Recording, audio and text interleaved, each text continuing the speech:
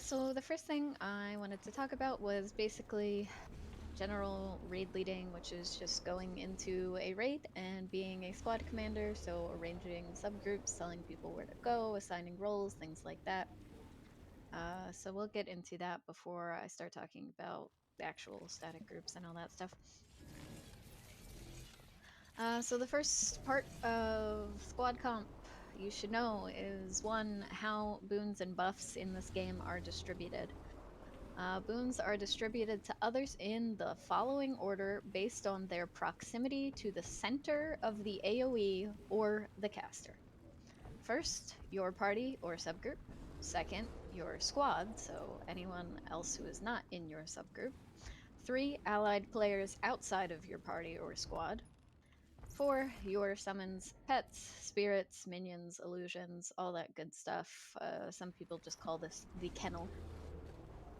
Five, allied player summons, and six, NPCs.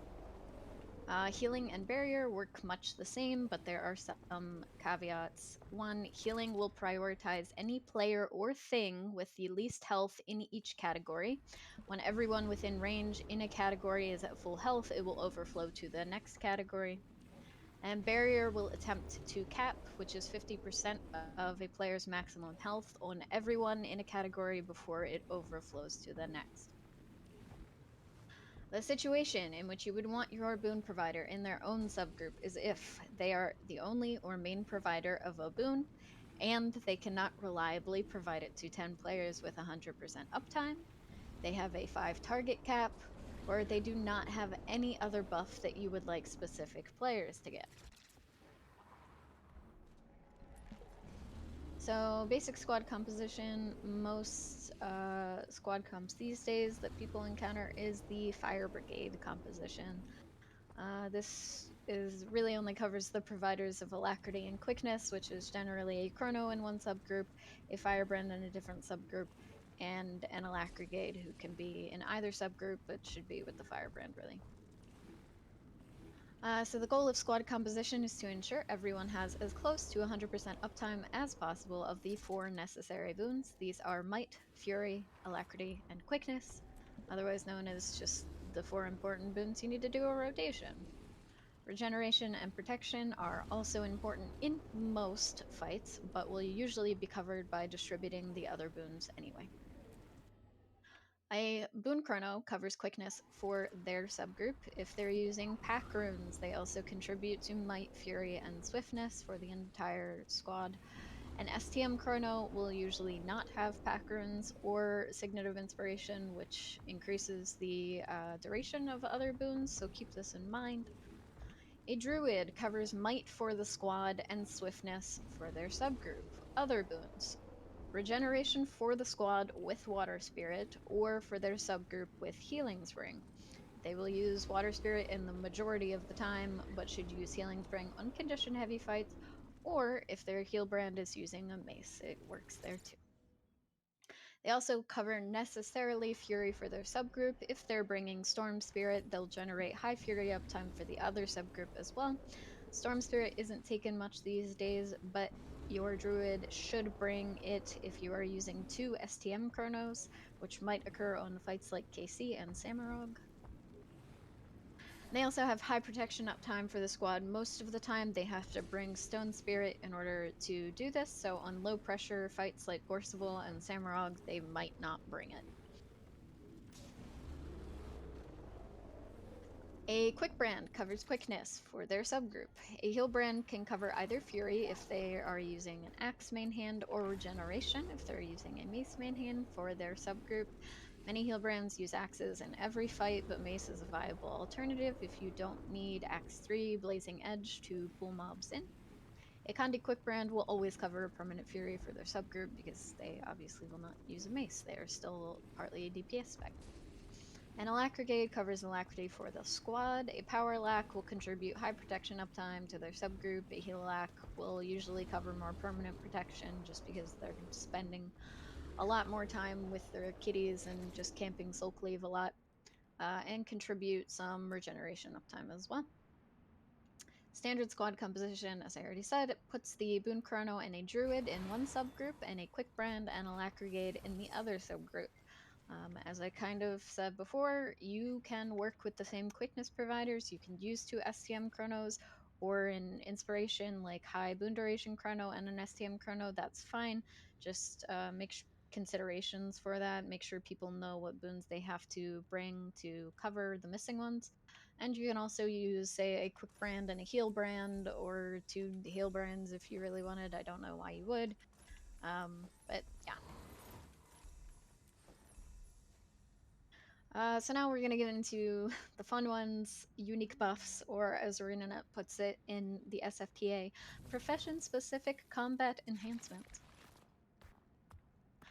So we'll go over the traded effects first. The first one is Spotter. It's brought by druids in most situations and power soul beasts naturally in their build. It increases precision. There are several power builds that need this to crit cap. These include Tempest, Weaver, Chrono, Deadeye, Herald, Berserker, and Virtue's Dragon Hunter. Virtue's Dragon Hunter is the spec that uses the Virtue straight line. It should really only be used on Boon Thief bosses. The second one you'll encounter most often is Assassin's Presence. It's brought by Alacrigades naturally, and usually brought by heal Alacrigades. It increases ferocity. There are only two builds that unconditionally do not need Spotter. These are Hollowsmith and Daredevil. There are a couple oddball cases, because you'll notice I didn't mention some of them in the Spotter section above. The first one is Dragon Hunters. They derive their critical chance from retaliation via the trait Righteous Instincts. It is not easy to maintain permanent retaliation uptime. DHs generate around 60% uptime for themselves, give or take.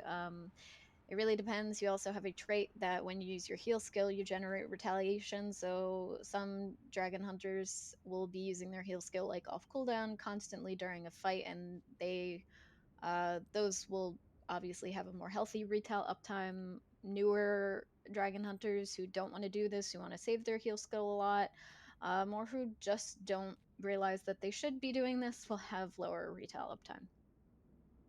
Since Firebrands and Alacrigades both generate retaliation, Alacrigades do this because they have a trait that when they swap into Kala, which is their kitties, they give everyone a boon, which happens to be retail.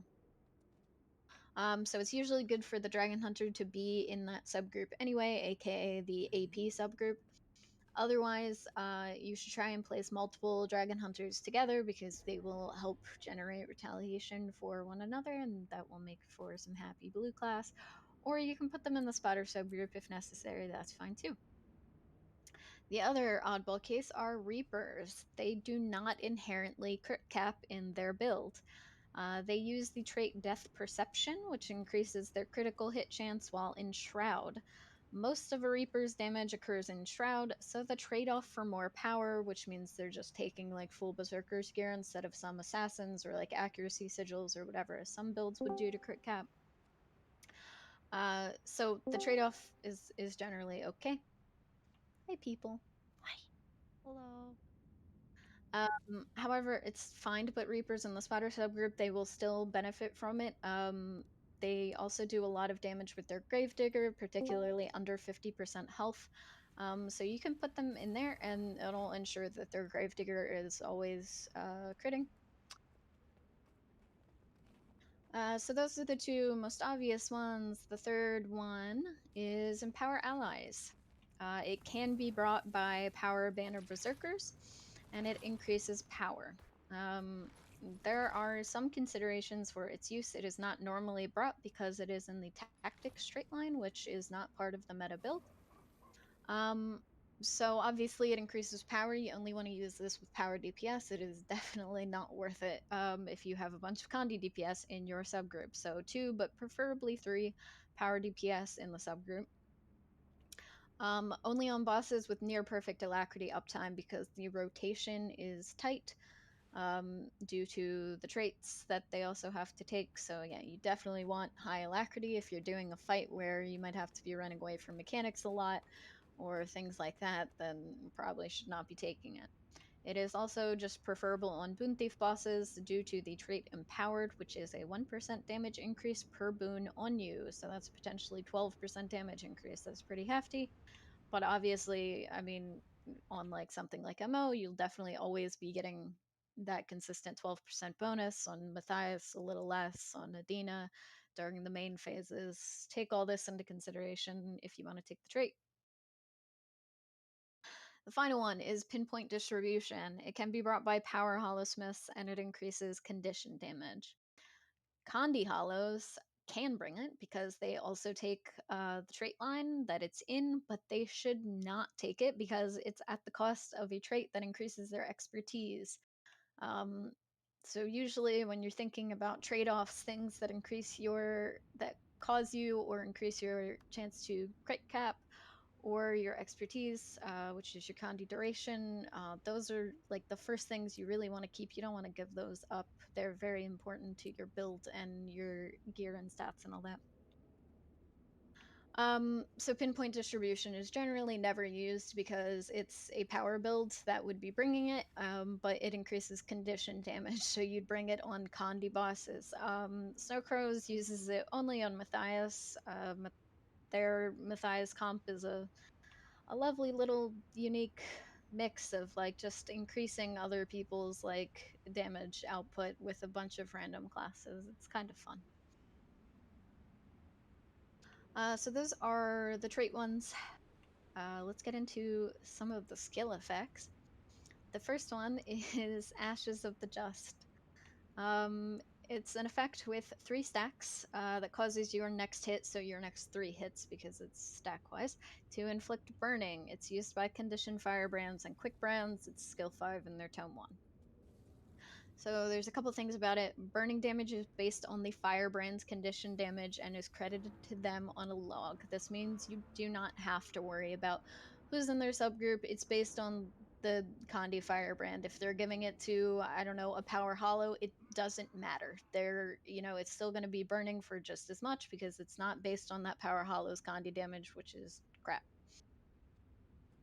If there are multiple firebrands, the one who uses it first gains quote unquote ownership of the subsequent ashes.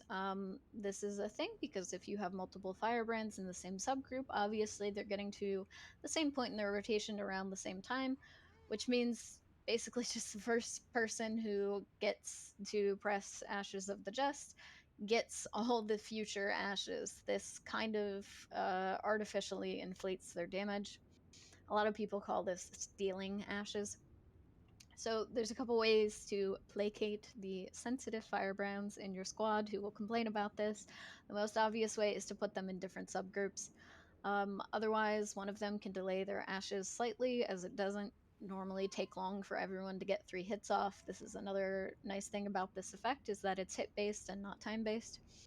And finally, if you have PMA firebrands, you just have the one with the highest condition damage use it first. So if you say have a Condi firebrand that has infusions and one that does not, you want the one with infusions to try and use it first. But yeah, still simplest way, just separate them in different subgroups. The next effect, One Wolf Pack. It's an effect that causes another hit after you strike an enemy. It's shared by conditioned soul beasts. Naturally, they will usually take the trait, but it can also be taken by power soul beasts in the correct circumstances.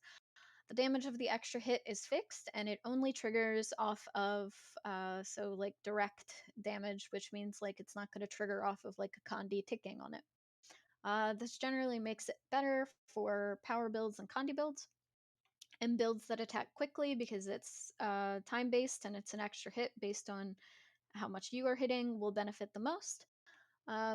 So there is an ICD for how often the extra hit can occur. It's only a quarter of a second, though. So, there are some builds that definitely are going to have very long, like half-second animations that are not going to be taking advantage of it as much as others. So, for the power builds, here's a breakdown of like who you definitely want to give it to.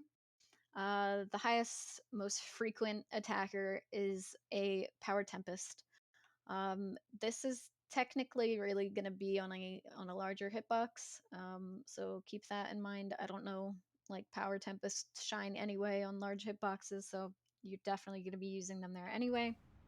After that, a Scepter Dragon Hunter. After that, a Sword Dragon Hunter, and then a Weaver, a Virtues Guard or Dragon Hunter. They're really about the same hit rate.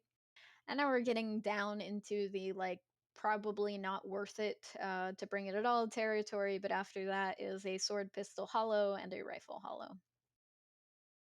Um, so the other builds are even lower. I'll give them all to you in order if anyone really wants me to, or if you ask me where your build rates on that list. But and then we have Condi builds. For Condi builds, the strongest again is a Condi Tempest.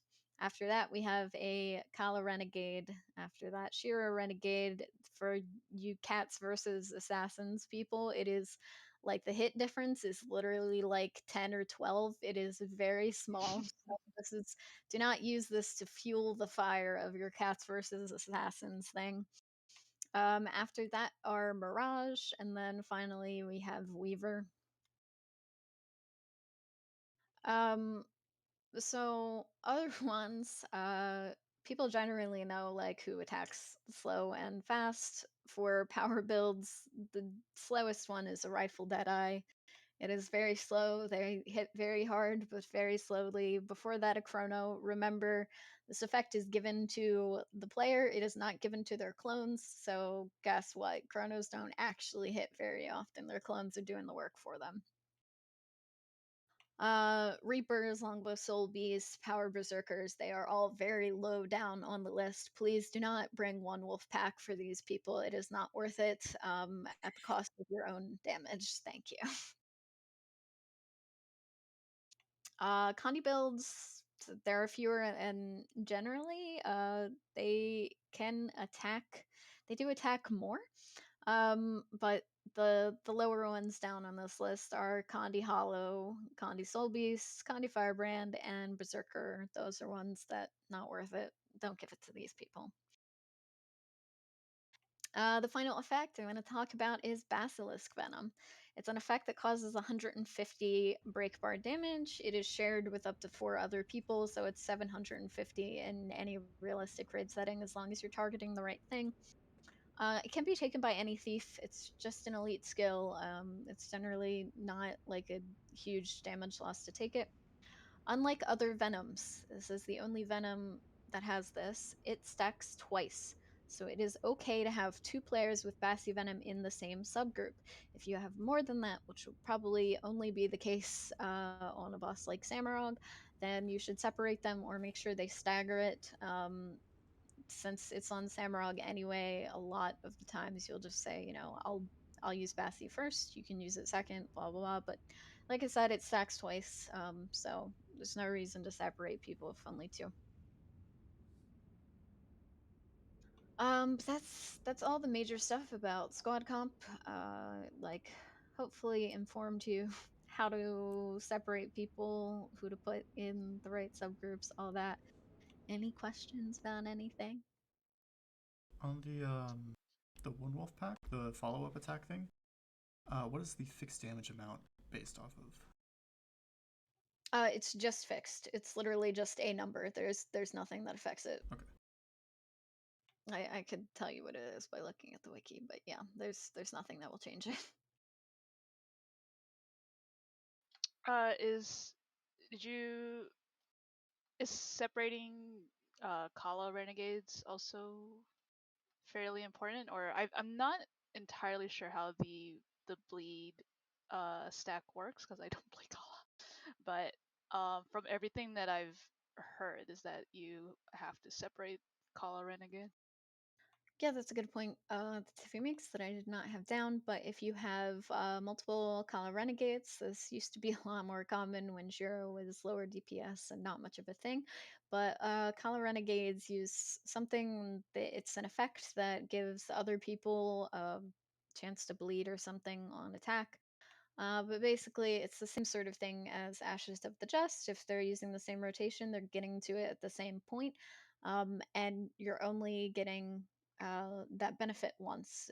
You can't like re-benefit or anything, so it's ideal to separate Kala Renegades so both subgroups can get the benefit of that.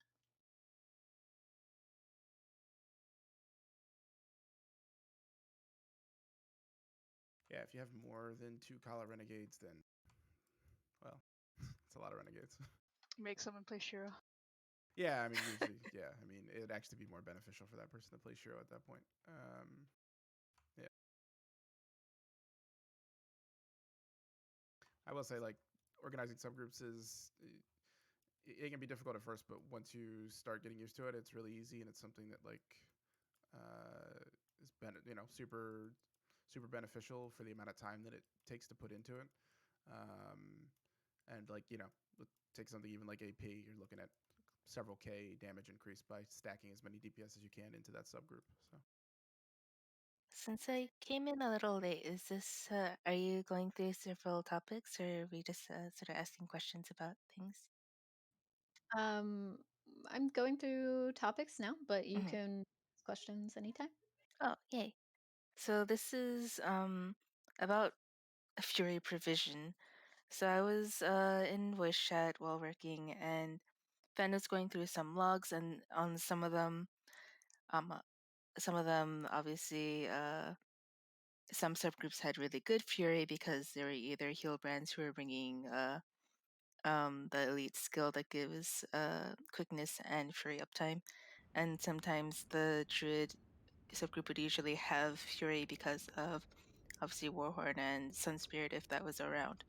But other than that, um, are there any DPS classes that notably give Fury and in groups where there are uh, Condi quick, well no, Guardian quickness or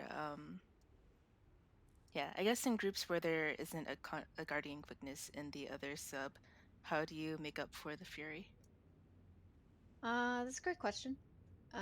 So I kind of told you after our Samurag anyway, like Mm-hmm. if you have two STM Chronos, and I did mention this, that Mm-hmm. you will pretty much always bring Storm Spirit if you have to, as a druid. If you need to bring Storm Spirit, that might mean you have to give up something else. Mm-hmm. Generally, it's going to be a DPS spirit for that. So you just want to, if you have a mix of DPSers and you'd want to take Frost and Sun, just look at what you have more of, or your strongest DPSers, if you will, or something like that, and use that. But for the other part of your question, yeah, there are definitely classes that give Fury. So I might bring it up later when I talk about logs. But if you look at the Samurag pool that Cinder did, we only had the one kill. But you'll notice in the other subgroup, so Mech's Fury was super low. Because Reapers do not generate their own Fury, but I think there were Holosmiths in the other subgroup. If you look at their Fury, it is much, much higher because Holosmiths are generating their own Fury.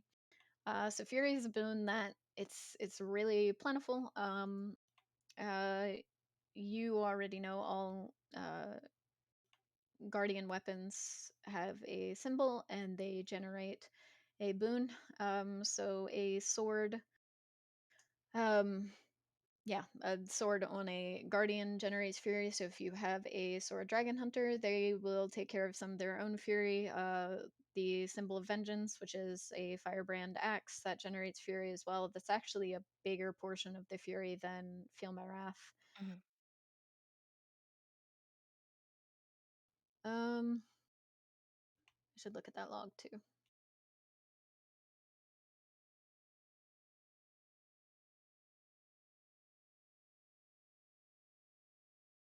I think you were saying earlier that like an axe firebrand generates more fury than a mace one. What's the difference? Like what's the overall difference? Um, Overall, I don't know. I don't know on Arc if there's a way to see like specifically how much uptime you got from a certain skill. But Feel My Wrath has a decently long cooldown. A lot of it is just coming from their axe symbol. So the reason a heal brand might not give out a whole lot of fury is they might be taking mace, and on mace the symbol there gives regen.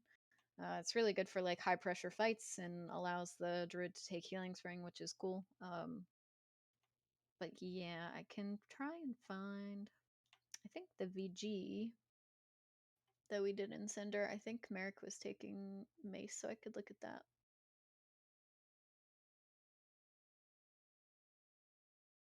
Oh, but real quick on the Samurag thing. So the slug I'm talking about is essentially we had two STM chronos. Well, one was an Inspi chrono, I guess, but it was taking fixate anyway.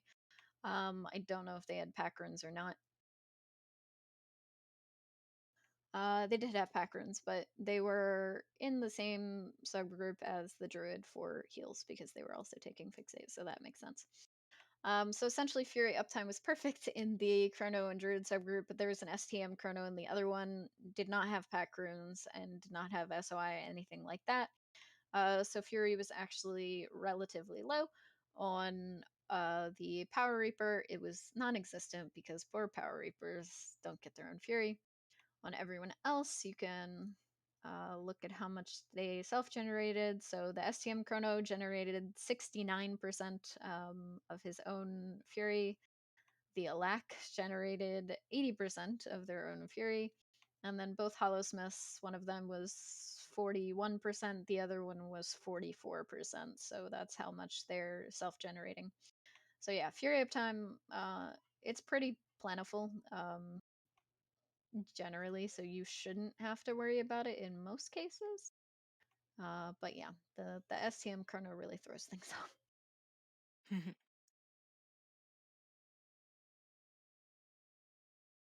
Thanks, Phoenix. Poor Yeah. mech. So little fury that our DPS doesn't even show a number. Okay, so looking at the VG log, I do not think I brought Storm Spirit. If I did, that was probably dumb of me. No, I didn't bring Storm Spirit, so that's good.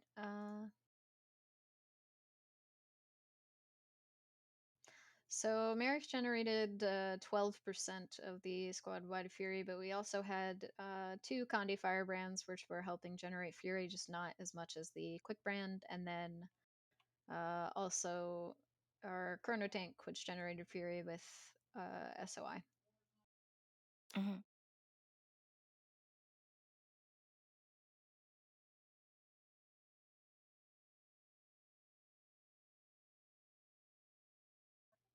Also, like just to give an idea here, we had a Power Soul Beast. They generated 41% of their own Fury. So, like I said, Fury uptime, a lot of classes have it, so it's not mostly a problem.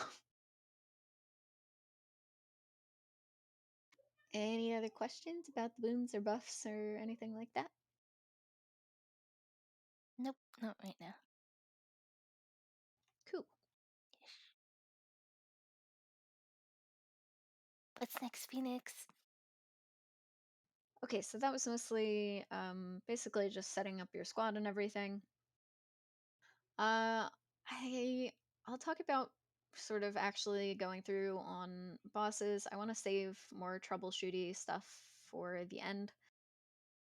But basically, obviously, as a raid commander leader, you have to make the calls, you have to sort out the roles, you have to tell people what to do, and you have to be able to troubleshoot adequately. So in my own static, I usually give it a couple pulls, but I do not like the whole just hit your head against the wall mentality and not change anything up. So after a couple pulls is usually when I will start pulling logs or looking at boons or things like that, and trying to troubleshoot. And basically, if there's something you notice immediately from a single pull, like you don't have to stay silent about that and just hope it doesn't happen next time. Just make a reminder, say, hey, a lot of people were hit by this mechanic, or the reason we wiped here was XYZ, so we can solve it by doing this. Like I said, I'll talk more about troubleshooting with logs and all that. But that's generally how I approach things. There are some things, obviously, in every squad, particularly in statics. If it's a pug group, then whatever, you have to say something now or leave the group. I don't think there's much of a point whispering people afterwards. But um, so in a static situation, uh, if there are bigger things, stuff like personality clashes or issues, or if there's something that you notice someone keeps doing and you try to approach it during the raid and it doesn't get any better, then definitely talk to people about that after, especially if it's only like a single person thing. um, there's no reason to like keep bashing or berating people in those situations if it's the same person struggling with something. If it's a role that they are doing and that is the reason they're struggling, pretty easy. Just give the role to someone else, assuming there's someone else qualified to do it. If there's no one else qualified to do it, then you can move on to a different boss. That's cool. If it is just them struggling with their class, like with their builds, they don't know how to do their job. Obviously, the easy fix there is, hey, can you swap to something else?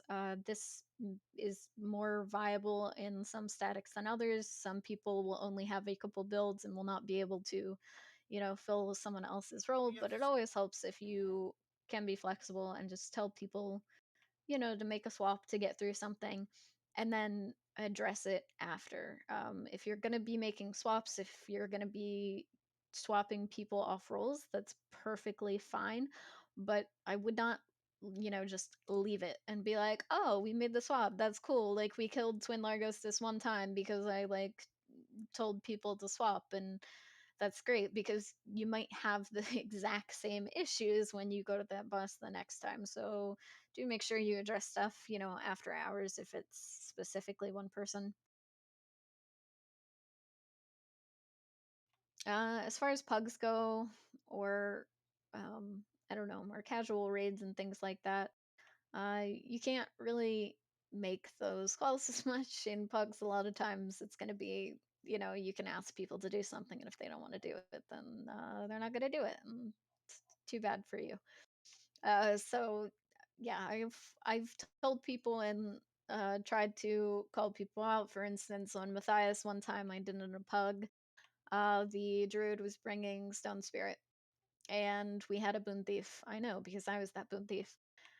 Protection as a boon thief, you will have, like, it's almost impossible, even on a fight like Matthias, which is so mobile, people running around a lot, to not have perfect protection uptime, pretty much.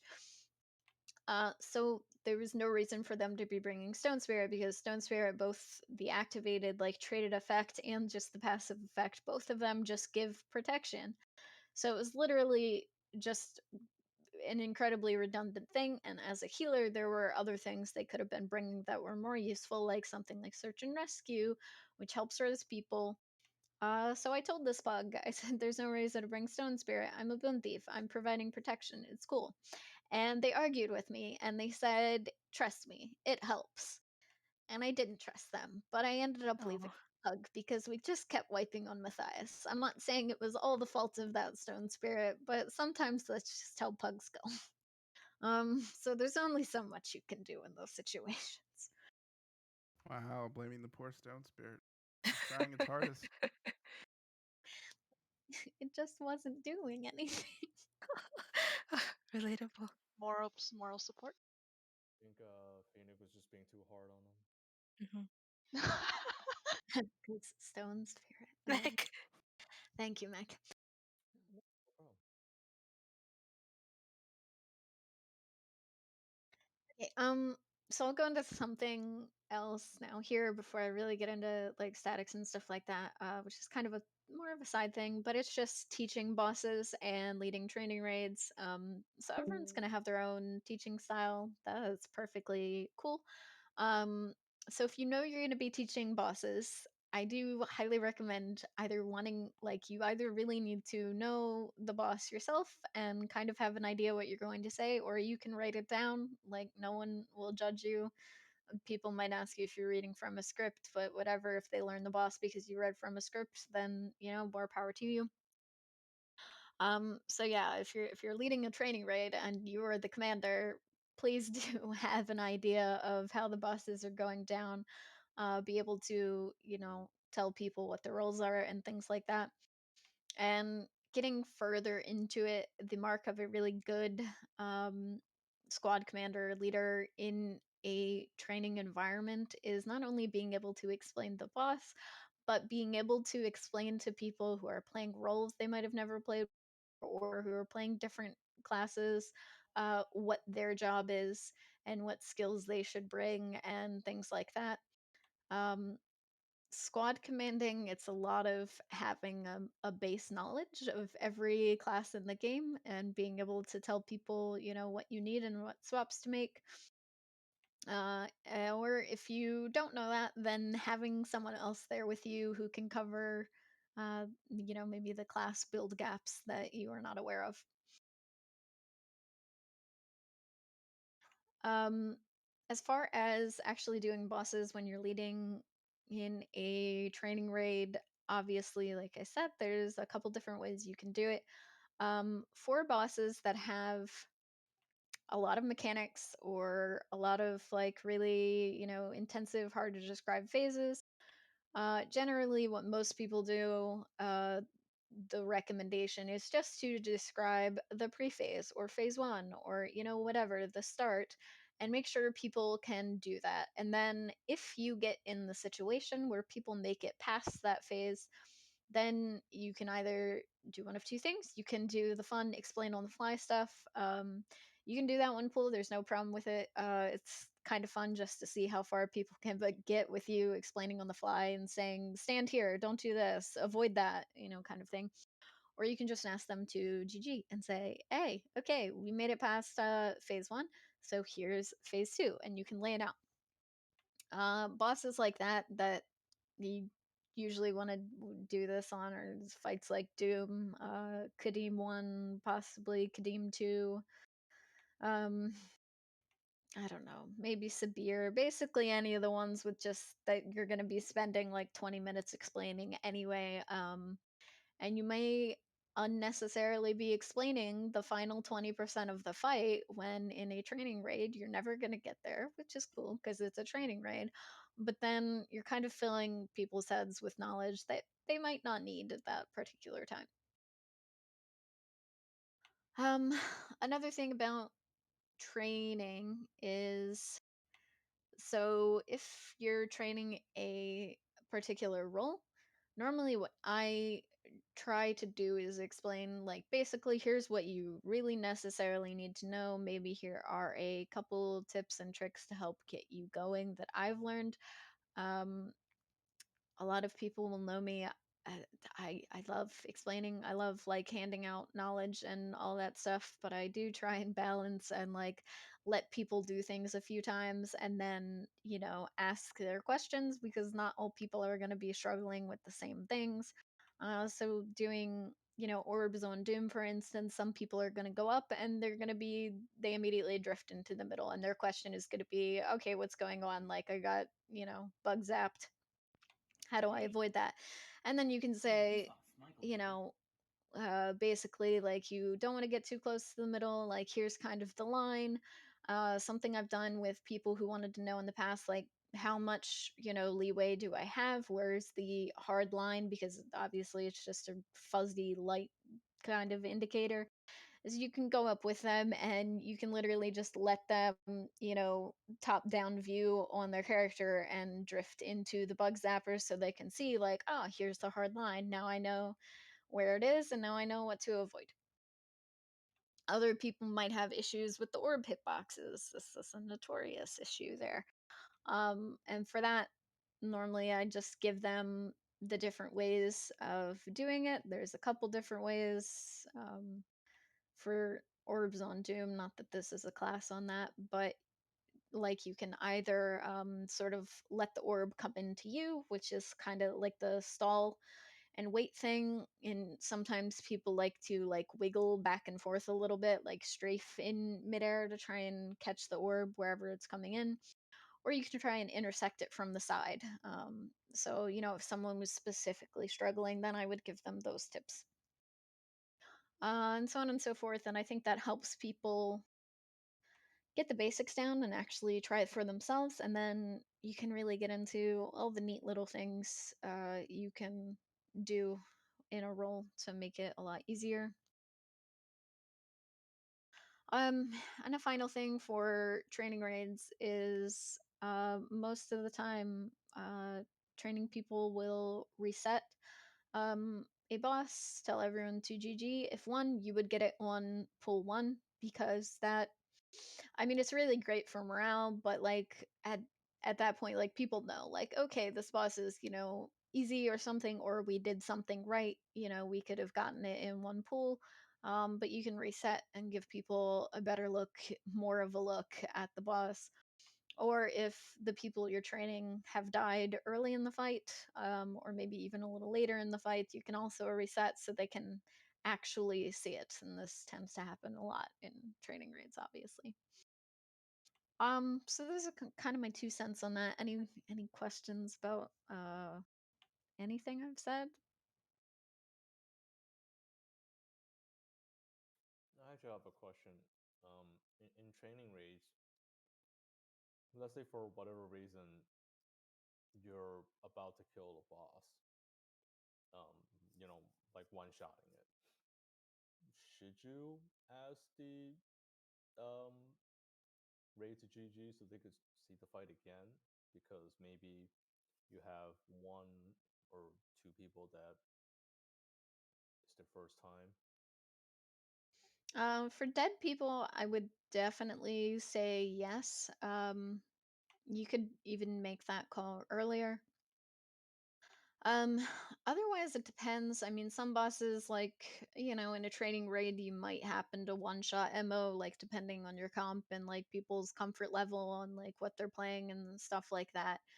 And you might deem on a boss like MO that's like perfectly fine because I don't know, what are people going to see the second time around that they didn't see the first time? They're going to see more spikes and more orange squares. Like, so if it's just that you want people to see, then it's like whatever, they're not seeing anything new, then it's really up to you, make the decision, call it or not. If on, say, in the same token on MO, you had someone who was dispelling or claiming, protecting, whatever, who was new to it, and they either died or you were about to one shot it, but they wanted, more of a chance to do that role, then you could definitely reset. That's a different situation, but that's more for like specific people, specific roles, obviously. So like I said, if you have 3 people familiar, perfectly familiar with those roles, then they don't need to see it again. I don't know if the trainees need to see the spikes again, so you can make the call then. Or if you really wanted the trainees to try out the roles that you had experienced people doing, that is also an option.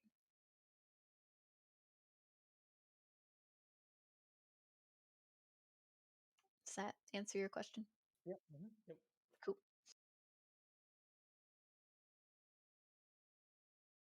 Okay, I'll get into a bit more about static raids now. So I have been leading my own static for going on 2 years now. We're a couple months off. But that's quite a bit of time. So the first thing is, how the heck do I find people for my static? Uh, the best way is just look at your guilds. Hopefully, you have a guild of like-minded people. That is how you learn to raid, and hopefully, you did not just pug your way to raid knowledge. Not that there's anything wrong with that, but that's a rough life. I'm sorry for you in that case.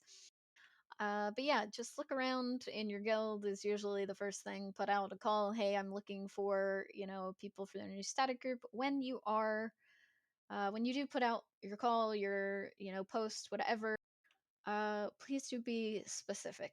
I see a lot of things that are like, we're looking for people for our static raid group. It's a clears group. We run this time to this time. Can you make it? That's very generic. So you want to try and tell people, one, what you are looking for your static group. If you have particular roles to fill, it's really good to specifically look for them. Or if you don't have specific roles to fill, but you want people to be able to multi-class, say, be able to do support and DPS, or if you're looking for like really star DPSers, like that's all you need. Make sure you specify that. Don't say, looking for a new member and then someone comes in and is like, I drew it, and you're like, oh, we were looking for someone that could do like 30k DPS on a boss, and they're like, well, druids can't do that. Not um, trying hard enough. Condi Druid, don't let your memes be dreams. yeah, Condi druid 30k, easy. But no, so just look for specific things if you need to. If you're just starting a static and you're like, you don't know what anyone can play, you don't have anyone down, then say, you're looking for everything, and as people trickle in, make sure you're editing it and realizing, where your gaps are, specifically with like the last 2 or 3 people coming in. You need to make sure you get what you really need. Uh, Obviously, you want to talk about the date and time and how long you are running. If there are any special specific things, you should always specify the type of group. So you can say it's a training group. With a training group, you should expect that there are people who will be learning the bosses for the first time. You should not expect kills on like any given week, especially when you're new to something. From training, normally the next step up is progression. So you will people might have an idea of a boss, but progression is generally like, we're trying a new strategy, we're progressing on that, we're progressing on getting the kill cleanly and smoothly. Like, sure, we've killed Zera before, but it took us 15 tries or whatever. Progression is getting that down to only 5 tries, and then eventually you just one shot Zera. Great. Or you have a Clears group. The goal with a Clears group is that everyone is familiar with the boss, familiar with their roles, and you should be able to uh, semi cleanly, smoothly, quickly go through the wings and clear bosses. It doesn't mean that you necessarily always one shot something. Sometimes it might take a couple tries. Um, Sometimes you might have people on different things, but generally, just knowing the bosses is great there. And you have sort of special progression groups, which are things that are working on like achievements or CMs. Make sure you note that. And if you are splitting your time in any way, make sure you note that and say, hey, we'll be spending, half of the time on a CM, and then we'll be spending the other half on clears, or we'll be spending half of the time on really trying to like nail down like a certain minute goal or something on this boss, and then the other part of the time we'll just kill a few bosses for the lulz or whatever. If you ever plan to do speed, like really high end speed strategies or speed comps, make sure you tell people that, and make sure you tell people if the other people in your group are already familiar with that, or if like the people coming in should be familiar with that, or just like a fast learner, because there are some people that will never want to do that. There are some people that will want to use portals to make the killing the bandits event between bandit trio and Matthias just that little bit faster, and there are other people who will say, I don't care if I spend 20 extra seconds running from this tent to Matthias's temple, like I don't need a portal for that. um, so yeah, if you're going for the really high end speed stuff specifically, make sure you make that clear to people. If you plan on progressing to different strategies that are more difficult, people should know that as well. There are many druids that can druid just fine in a group with a heal brand with a second healer on every boss. If you fail to tell that druid that in the near future you want them to be able to solo heal Solasaur or Slothazor or something like that, then they might be in a world of pain and they might not be able to do that. So try and make sure that's what you're going for. Also, over time, you can reassess your goals in a static, obviously, and people can reassess whether they still want to be there or not. Static yeah, hopefully it's permanent for a while. Hopefully you keep the same members for a while so everyone knows what they're doing and, gets a good sense of that. But people are bound to leave. That is okay. It might just mean you have to find more players. People leave for a lot of different reasons, whether it's not right for them, whether raiding is boring to them. They don't want to try the strategies. They've grown to hate other people in the squad. There are good reasons, there are bad reasons, but whatever, you have to get through the fact that people will come and go. So, other ways to find people with the whole come and go comment is still guild, obviously. Other places, other discords are good places. I know the raid training discords usually have like LFG channels or something like that that you can post in and say you're looking for people. A place I've gone to a couple times in the past is the subreddit r/guild recruitment. It is not just for guild recruitment. You can post there about your fractal static, about your raid static, about your, whatever. If you're recruiting for any sort of like permanent, semi permanent group, then you can go there and make a post. You are limited there to once a week, but yeah, I think that's more just meant for guilds who are like constantly spamming. But that's a pretty good place. Any random place is definitely kind of a roulette. I've gotten good people, bad people from there. Uh, Another thing is once you start getting people, you can always ask them if they know any other raiders who might be interested. Obviously, your social circles are different. So you can ask.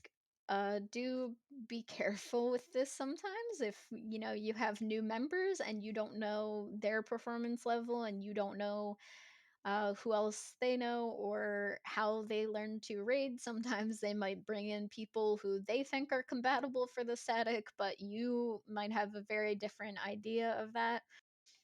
So again, just for those people, you can pass on your recruitment post, or you can say, "Hey, ask your friends. Just make it clear exactly what we're looking for in the static." So yeah, that's generally how I've found mine. People also will post in game. You can go to the raid LFG in game, and I know people will just sit in the aerodrome and keep their thing up. And you can put a link if you have an application form or a link to a Discord, if that, or you can say, whisper me if interested or mail me if interested, something like that. There's usually a whole lot of ways. You just have to get past the scary point of having to vet people and knowing that the people you pull might not be exactly what you're looking for, and maybe you have to kick them out, or maybe they're you know uh not good enough and end up leaving. All kinds of things can happen, but just obviously know that it's just with my static. Personally, I started my static and I had 10 people that said they were interested, and very quickly, within a couple weeks, I lost literally like a full half of my static. Uh, and as much as some guilds can 5-man raids, we could not. So, I, in a matter of like 3 weeks after I started my static, I had to put it on pause for like a month as I found another half of the static. I've never put my static really on pause since then. If people have said they were going, normally they would say that either, uh, they would stay for a couple weeks until I could find a replacement or something like that. That's always a nice thing to do if you have to leave, or just tell me like decently ahead of time that they could or could not go. On that note, one really good thing, one really necessary thing to have in any static is your substitutes, the unsung heroes of any static, especially people that show up week after week. Those are just really great to have, really necessary. So for my subs, I kind of I don't really have like specialized subs. I do know generally that what my subs are good at, what they want to play, and all that stuff. And you will get to know that too, I'm sure, over the life of any static you may lead. Normally, I like telling my subs they can just come in and DPS. That's the easiest thing. Pretty much everyone has a DPS. That's normally what people start with. I haven't met a lot of people who've been like, I just have a druid. I think I can't DPS at all. So, yeah. Normally, yeah, you should be fine on that. Like, even if, they are a support main, usually they'll have a DPS that they can come on. However, if they are more comfortable on a support, like, feel free to put them on set support. Or if you happen to be missing someone in your static who main support, then feel free to look for like a one-on-one substitute as opposed to shuffling, roles around. Can be easier as well because it makes the other people in your static, they're still doing the same things, and that can add more consistency. What if they just have an alack? Kali backup. But what if they never want to play that alack?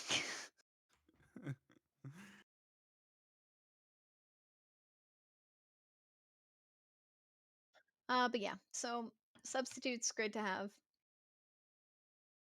If you can't find substitutes from the people you know, and really do work on like cultivating that list early because you will need it sooner than you think. You can, I have my next place to go after that is normally I'll just put out a thing in guild and say, what we're working on, and just say like experience if I'm looking for experience. If I get to the point where like all of my subs have fallen through and I'm like just publicly posting on different things, then normally my expectations have naturally gone down, and I kind of figure, hey, maybe we won't do all that we accomplished this week, but that's okay. At least we'll actually run. Or you can do the dreaded LFG. Uh, No. yeah, that's a fun thing. But yeah, you can tell people the experience level in LFG, and if you want them to hop in your Discord, you can always tell them that as well. Or if you don't, um, just put them on an easy thing that doesn't require them to hear people speaking. Yeah, that's kind of the origin of my static. Like I said, I've had people come and go for various reasons. People who were just uninterested in raiding anymore. People who were kind of started blowing raiding off, and it showed in their performance. I've only officially kicked one person from my static. That's because they had a bad attitude, essentially. Their excuse for not performing their role well was that they were getting bored, and I was like, well, uh don't know what to tell you for that. And I made an attempt to swap them into a different role, but then they weren't performing well in that role. And if people aren't, there's a lot of different reasons to kick someone. I guess I try not to always try and work with people beforehand, and obviously vet people as they're coming in. But if they're not performing, up to your standards or something, and this was a similar situation I had where I almost kicked someone. Basically, they came in one day and they were doing literally nothing right. They had the wrong gear on. I had to tell them to swap gear. There was one pool of a boss that they literally did not attack until a full like 14 or like 20 seconds into the fight. They were just, I don't know, alt tab, not paying attention. Um, Basically the whole time they were checking out. Eventually, we had a break because my static runs for 3 hours, so I do like a 5-10 minute break halfway through. And they took their break and they never came back from their break, and they never told me they were leaving or going away or anything like that. So I had to kick them from the squad and find a sub, and sent them a strongly worded message after saying that if they showed up like that again, it would be grounds for a kick. And they said, whatever, I'm just not interested in raids anymore, so it's probably for the best I leave anyway. And they left of their own accord, which was fine. But that was the only similar situation I had where I might have kicked someone. That was also the only time I pretty much, I don't think I yelled, but I was very much angry in that raid. Yeah, that's, I don't know. I can't think of it. ton else to say. Any questions about starting your own static or anything like that?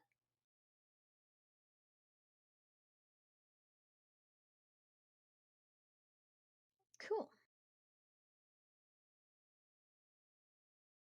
Well, now if no one has any more, I think, general questions, I will start talking about logs and troubleshooting, like things like wipes and mechanical failures. So this is fun stuff. It's also kind of the hallmark of a good raid leader is to be able to troubleshoot, like I have said. And the best way to do that is just to look at a log. Obviously, in game, you can have the DPS log up that will help. You can obviously see, if people are underperforming in terms of DPS, you can look at your boon table, which is fine, and you can look at breakbar averages. Those are great things to have, but a log can tell you so much more.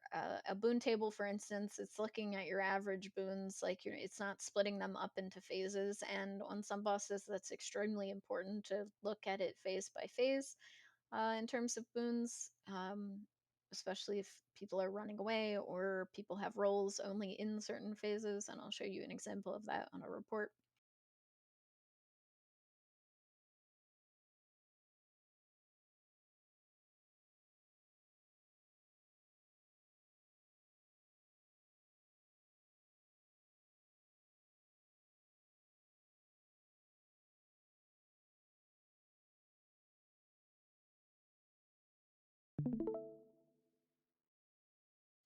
Okay.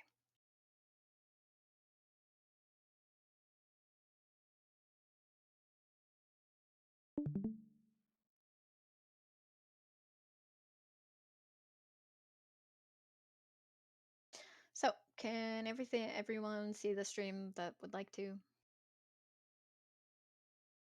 Yes. Yo. Cool. No, don't look at my logs. Oh my goodness, there's no X Warhorn. Ah. Oh, we get to bully ours tonight? Okay, so I'll just start with this. This is Mersat Overseer. It's a boss that everyone knows, and I'll just kind of use it to show everything you can kind of see on a log if you so choose. I think I probably want to do a more detailed masterclass in the future about like actually troubleshooting problems because like I did not have like specific problem logs to go over. But okay, so when you look at a log, this is what you will see. You could see the boss. If it's a CM, it will tell you it was a CM. It'll tell you how long the fight lasted. These are all the phases on different bosses. Sometimes it has under here too the break bar phases. Those will tell you how long the specific break bar phases lasted. You see everyone in your squad and how your subgroups were split up. And then you look at the stats. The default stats is just general damage stats. Very nice to have for some things. You can see who did how much damage and all that good stuff. If you want to know what kind of build a person was using, this is how you will tell right here. This is their target power damage and their target condi damage. And all after that, not quite as important, but obviously you can see that these people were all power builds, and then you can see that these people were condi builds. And these people were healers who did no damage whatsoever. Uh, so, gameplay stats. I don't know. I kind of rarely look at this. This is just kind of random stuff. This will tell you percent of critical hits. This can be important for, if you notice like Fury uptime is low or something like that, you can look and see how it actually impacted people here. Uh, percent of hits while flanking. Other things will tell you this as well, but if you're a build that relies on flanking, this is how you can see your flanking uptime. And if you scroll over, it'll tell you, 321 out of 334 connected hits were flanking. Oh my gosh, ours. It's like you didn't even try to flank. Ours was claiming here, by the way, so of course ours is not flanking. glancing hits, this is the number of times you hit while under weakness, as this thing would indicate. Hits while blinded, blah, blah, blah. This is, I don't know. It's not a ton of interesting stuff here. Defensive stats, how much damage you've taken. There are better ways to see this if you really want to see like damage breakdowns. How much of that damage was against barrier? Look at that. Invulnerability. Look at that 43k damage taken. What? Oh my goodness. Oh, you're so good at not What taking a pro. damage. Or ours is so good at healing you. I think it shows up regardless, right? Even if you get healed through, you still take the damage. Still shows up in damage taken. Oh yeah, that's true. Oh, but look at this hollow generating all this barrier for themselves, though. Technically, they took less damage than you because 16k of that was under barrier. Yeah, So there. all he has to do is press Q for, or well, not Q, whatever, the third skill, the Hollow Forge thing. Imagine pressing Q. I have it bound as Q, but obviously it's on my mouse, so it's weird. I've done keyboard bindings through my mouse. It's dumb. So mostly on this page, I look at the number of times downed. This is a MO, so hopefully people never get downed, and the number of times died. This will only be one time. You can only die once in a raid fight. Then you have your supports thing. This is kind of fun to look at. This is as close as you're going to. Oh my goodness! Look at Cryptic at the PMA 4 Condi cleanses. Um. This is mostly fun to look at. It's kind of as close as you're gonna get to like healing output, and it's not that. Please don't use this as healing output, because some classes like will naturally be Condi cleansing and stuff like that. Condi cleanse on self, cool. You're not so PMA slash you only have a skill that Condi cleanses you. Boon strips. This is important in some fights. Obviously not on MO as with most stats, and resurrects. So for resurrects, obviously, there are none here. No one went down. But it'll show you the number of times they resurrected. This is not like the number of people. If it's like 9, it doesn't necessarily mean they resurrected 9 people. It means they press F on people 9 times. And then if you scroll over it, that's the really important thing. You can see how much time they actually spent doing said resing. Because, like I said, if you press F, this number goes up. But some people will press F and do like 1 second and run away. I'm not sure why you would, but yeah. Generally, time spent resing is a little more important than number, but number is good too. You can see how many times people are actually willing to press F or whatever your interact key is. I don't know. So I'll swap over Veil Guardian here just to show you some extra stats on the main screen, which is this, the target and all break bar. So for VG, oh, I guess the all is the Guardian splits, but this is basically how much break bar was done to VG, the main boss. Look at that, Alacricade break bar, so good. And then this is how much was done to all like targets in there. It is specifically break bar, so if there's like a bunch of little random mobs and you're like putting cripple and slow on them, it does not count that. So yeah, that's a really good thing to look at in some fights. Not really important in VG. Like he does not have a very hefty break bar, but there you go. Swapping back to ML. Second tab is buffs. Everything is abnormally high because we have a Boon Thief. This is Mersat Overseer. But the main 4 important ones are up first, nice and neat here for you. Average stacks of might. Uptime does not matter. Everyone should have pretty much 100% uptime of might itself. It just matters how many stacks they had. Fury uptime, quickness uptime, and alacrity uptime.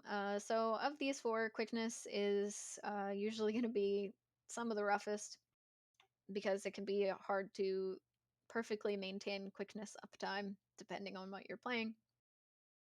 Alacrity uptime can be a little lower, but like alacricades are really good at maintaining it. But some alacricades might have trouble on bosses that require a lot of splitting or have different roles because they might be hitting it at incorrect times.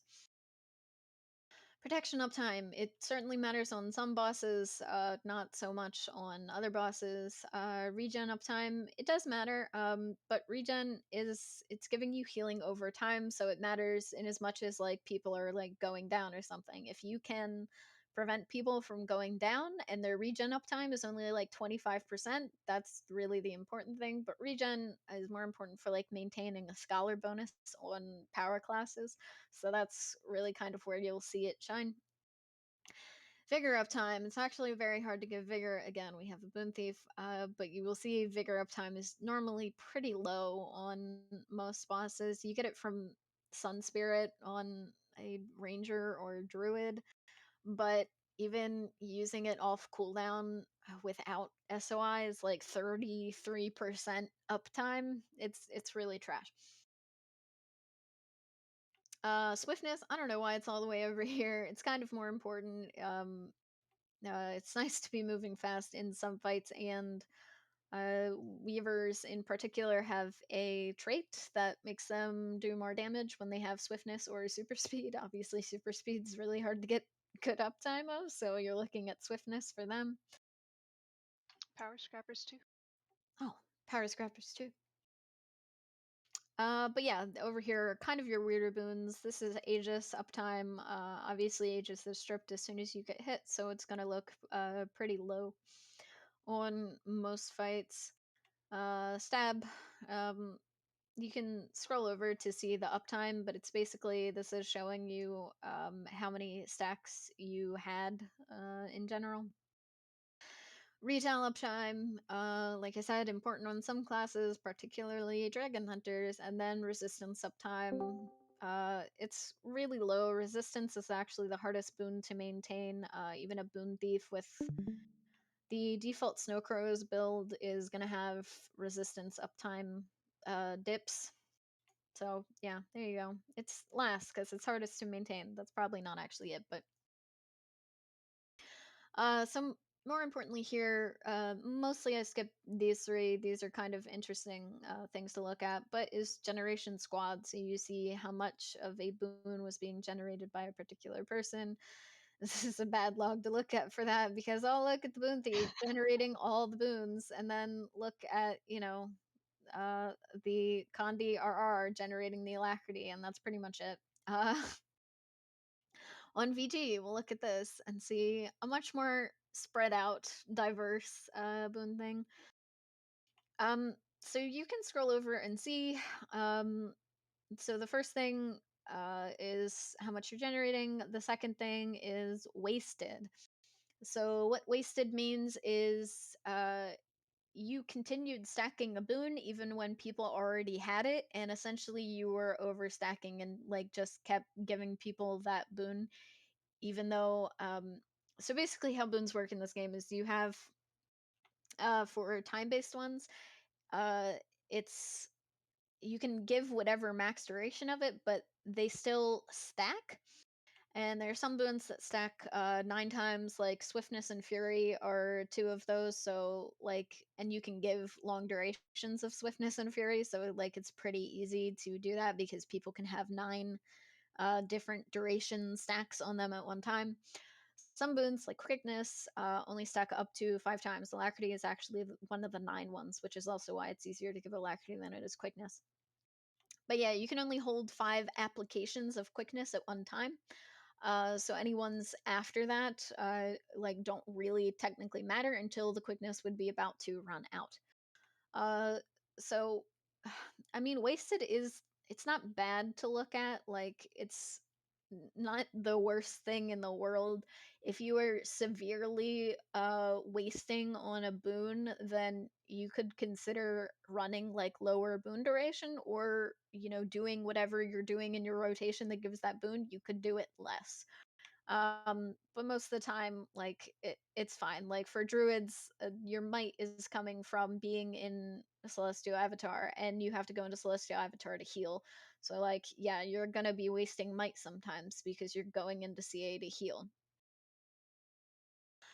um Also, it tells you, by the way, here max stacks 9, max stacks 5, so you can see how much things are stacking too. Chronos, they often look fancy like this, like they're doing a lot of work in generating all the boons. This is because they're using SOI. So this is the third thing, is it'll tell you how much they extended. So here you can see that they generated 13% of the fury, and literally all of that was just what they extended with SOI. So I could tell that this chrono right here is not running pack runes, for instance. If they were running pack runes, they would have been generating their own fury and not just extending other people's. Quickness, it's pretty good. Actually, not wasting any there. But yeah, this is more of a typical boon table. Obviously, like the lower numbers, you don't really care. Like, yeah, sure, there are a lot of classes that are accidentally generating their, stuff like that. But normally, you'll just be looking at your boon classes here: your druid, your quick brand, your chrono, anything else you might have.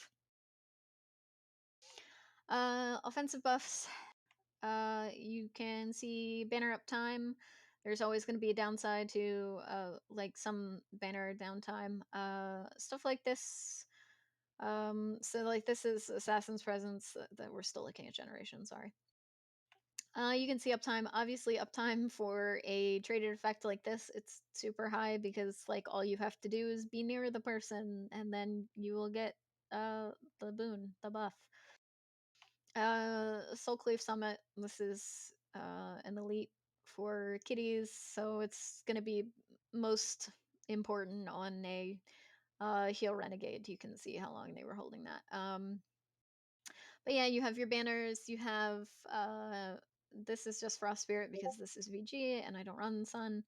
Do I have anything up where I actually run Sun? Rasad Overseer, there will probably be Sun. Yeah, here's your Sun. Yeah, you can see spirit uptime as well. So technically, you can maintain perfect spirit uptime, but in any real situation, you won't be because you have to teleport them where you are. They do not have like unlimited range. And the other thing is on fights, particularly like VG, they might die because your spirits are taking damage from the greens on VG. So there you go. Here's some lovely ashes of the just. I don't ever look at this. It's just telling you the uptime here. You can see who generated it. So you can might be able to see who stole whose ashes if you're in that sort of situation. But yeah. Um, support buffs, auras. If you have a tempest, you can look at this. Otherwise, it doesn't really matter. Super speed could be kind of cool to look at, and river, I guess. I don't know. Defensive buffs, more spirits here. These are obviously water and stone. The only support spirit is storm spirit, so you won't see it listed on a lot of things. And then personal buffs. So this can really help tell you if you were doing your rotation right. So you can see on your signets, all signets work like this, where if you use your signet, then you no longer have uptime of that. So you can see if people were using a signet. So for instance, you can see like Signet Wrath here. It might have been used here. I don't know. But yeah, this can, so it's pretty useful for that. If you have bonuses that you want to keep up a lot of the time, like you can see how long you spent in Berserk, how long you had with this, all this good stuff. It's on a class by class basis, so just know what your personal buff should be, and then you can check them out here. In general, you can also look at so healing. So this obviously depends on the fight entirely, but if you suspect healing might be low, you can see how long percentage-wise of the fight your druid spent in Celestial Avatars. So VG is actually kind of a lot. It's 44% on something like Solus Aura, where I would also be pushing. I will not be going into CA as much. It's going to be lower than that. Obviously, the shorter your fight, the better this would look anyway, as with like all percentage based things.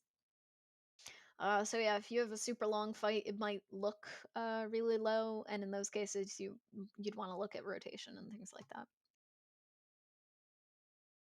Um, moving on, damage modifiers. This is basically stuff you could already see, but you can see your scholar uptime. This is very useful for all power classes.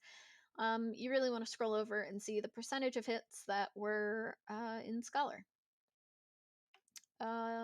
Eagle rune, if target was under 50%, whatever, like it's basically the number of hits you got in under 50%. Congratulations. It's kind of a meh thing to look at. Thief rune, again, this is flanking, which you can already kind of see, but yeah, if you were actually using it, this would be your uptime. Uh, I pretty much don't look at any of these runes because people don't run these. So there you go. Fun stuff. Mechanics. So mechanics are not always bad. Just because this is like they have a number, that does not mean they did a bad thing. For instance, this is distributed magic stood in green. If you were meant to be doing greens on VG, then this should be high. People should be standing in greens. This is might also count greens during the split phase, so that's why it's going to be any number at all. Some mechanics are obviously bad. How many times you were teleported? Oh look, the Power Soul Beast was teleported a lot. I wonder why. Axe 5. Um, yeah, things like that. This is the Seekers on VG, so you can see how much you were standing in that. So yeah, don't shame people for mechanics unless you like specifically know what it's referring to and if it's actually bad. Like this is not bad at all. This could be good in some situations. There's really nothing wrong with this. This is literally just how many times you attuned red, so you can see who the Condi DPSers were. Wow, look at that. They attuned red twice. So yeah, not all of this is bad. Just make sure you actually know what of it is bad before you go shaming people for things. Graph. This is your DPS graph. It's kind of cool to see who's a super bursty class. Oh, look at the Pia Hollows being super bursty, and everyone else not being as bursty. Um, so yeah, that's I don't look at the graph too often, but yeah, it's kind of interesting for that. It will definitely tell you, who really got their bursts off well and things like that. If you're DPS and you're looking at your graph, nice thing is when you're comparing against other people, and you know what kind of builds they're playing, especially if they're playing a similar build to you can see where you went wrong in the rotation and where they went, or conversely. Opening is a great place to start, especially for power classes. And then if you're playing something like with Renegade, I like to compare all the time. I get to see where in the rotation specifically, because Renegade is such a pattern rhythm rotation, I can see where specifically someone did better than me. As an example, really good Renegade on EU that I know was consistently doing better than me in the Malix part of the rotation, about 500 DPS more in Malix, but we were exactly the same in Shiro. And then that's a really easy way for me to see where I was doing things wrong. Most likely missing the auto attacks with the short bow. Yeah. So yeah, that'll be super helpful on the graph. You can see timestamps and compare it to your actual rotation, which we will get to shortly. You can also on here see the times when people went down. So the red means they went down. And then if there's a black one, there's none here because no one died. That is if they actually died. So you can see when people were downing. A better way to see this is generally to look at the mechanics thing. If any of this confuses you, you're like, oh my gosh, look at all the stuff here. I don't know who actually went down, or if people were going down at like the same time. Sometimes the graph doesn't want to show you that well. You can just click on the lines and get rid of them so you can, see who is actually going down. Look, we have solved the mystery. It was the Power Soul Beast. So yeah, that's you can also see through the phases. Obviously, the health is doing exactly what you expect it to here. This is while we're waiting for the split. This is a main phase. This is a split. So yeah, VG's health does not go down at all during the split because VG's not even out during the split. So yeah, you can look at that. See how long the phases last. You can also just scroll over the phases up here to see that as well. It's probably a little faster. This is target DPS. You can see cleave. That might actually matter on some bosses, but generally you just know if your class has cleave. Like a Dragon Hunter or Reaper has a ton of cleave. Like a Condi Scourge running Epi, ton of cleave technically because they're transferring Condis. So that might be important if you want to see that, but generally target DPS is where it's at for a lot of bosses. Target summary. So this is sort of something I look at least, but it's still important for this to look at the graph because you can see the uptimes of different condis and all that stuff. So if you have a class that is relying on a condi to be on the boss, or you need like the more condis on the boss, the better for one of your traits, you can see that here. You can see the number of conditions. Showing you that here. So of particular importance, which is just highlighted here, is vulnerability. VG is a power-based boss, so obviously we were capped on vulnerability every single moment we possibly could be, except like at the beginning when it was stacking up very quickly. Vulnerability I look at though on Largos Twins is something I would look at it on, because on Largos Twins people are playing purple a lot, and Kandi Chronos and Kandi Mirages do not generate vulnerability. That is another reason you would need Storm Spirit if you were entirely purple in your subgroup on Largos Twins. So I can find the log of that a bit later, but yeah. So that's good. If you're a P Chrono, you can see slow up time. Obviously it looks a lot different because slow's a harder Gandhi to get on there, but you can see you can only, there's no like stacks of slow, it's just you have slow or you don't. So obviously you can see had slow here, no slow here, sad face, all that good stuff. Uh Now the really beneficial stuff is looking at yourself and your rotation. So damage distribution. This is not useful at all because this is a druid. But you can look at something like a hollow and actually see the damage distribution, and a lot of the times it can be good to compare this to the actual benchmark log, because you want your damage distribution, like skill wise, to be pretty similar. Otherwise, you might have been doing the rotation wrong or something like that. But yeah, you can compare that and see like, oh, was Photon Blitz like their number one thing as well on the benchmark? Or, you know, if it wasn't, was it like really similar to the one below it and stuff like that? Damage taken. This is a lovely way to see if you were like really getting uh, hit by like way too many mechanics, how much damage you were taking, stuff like that.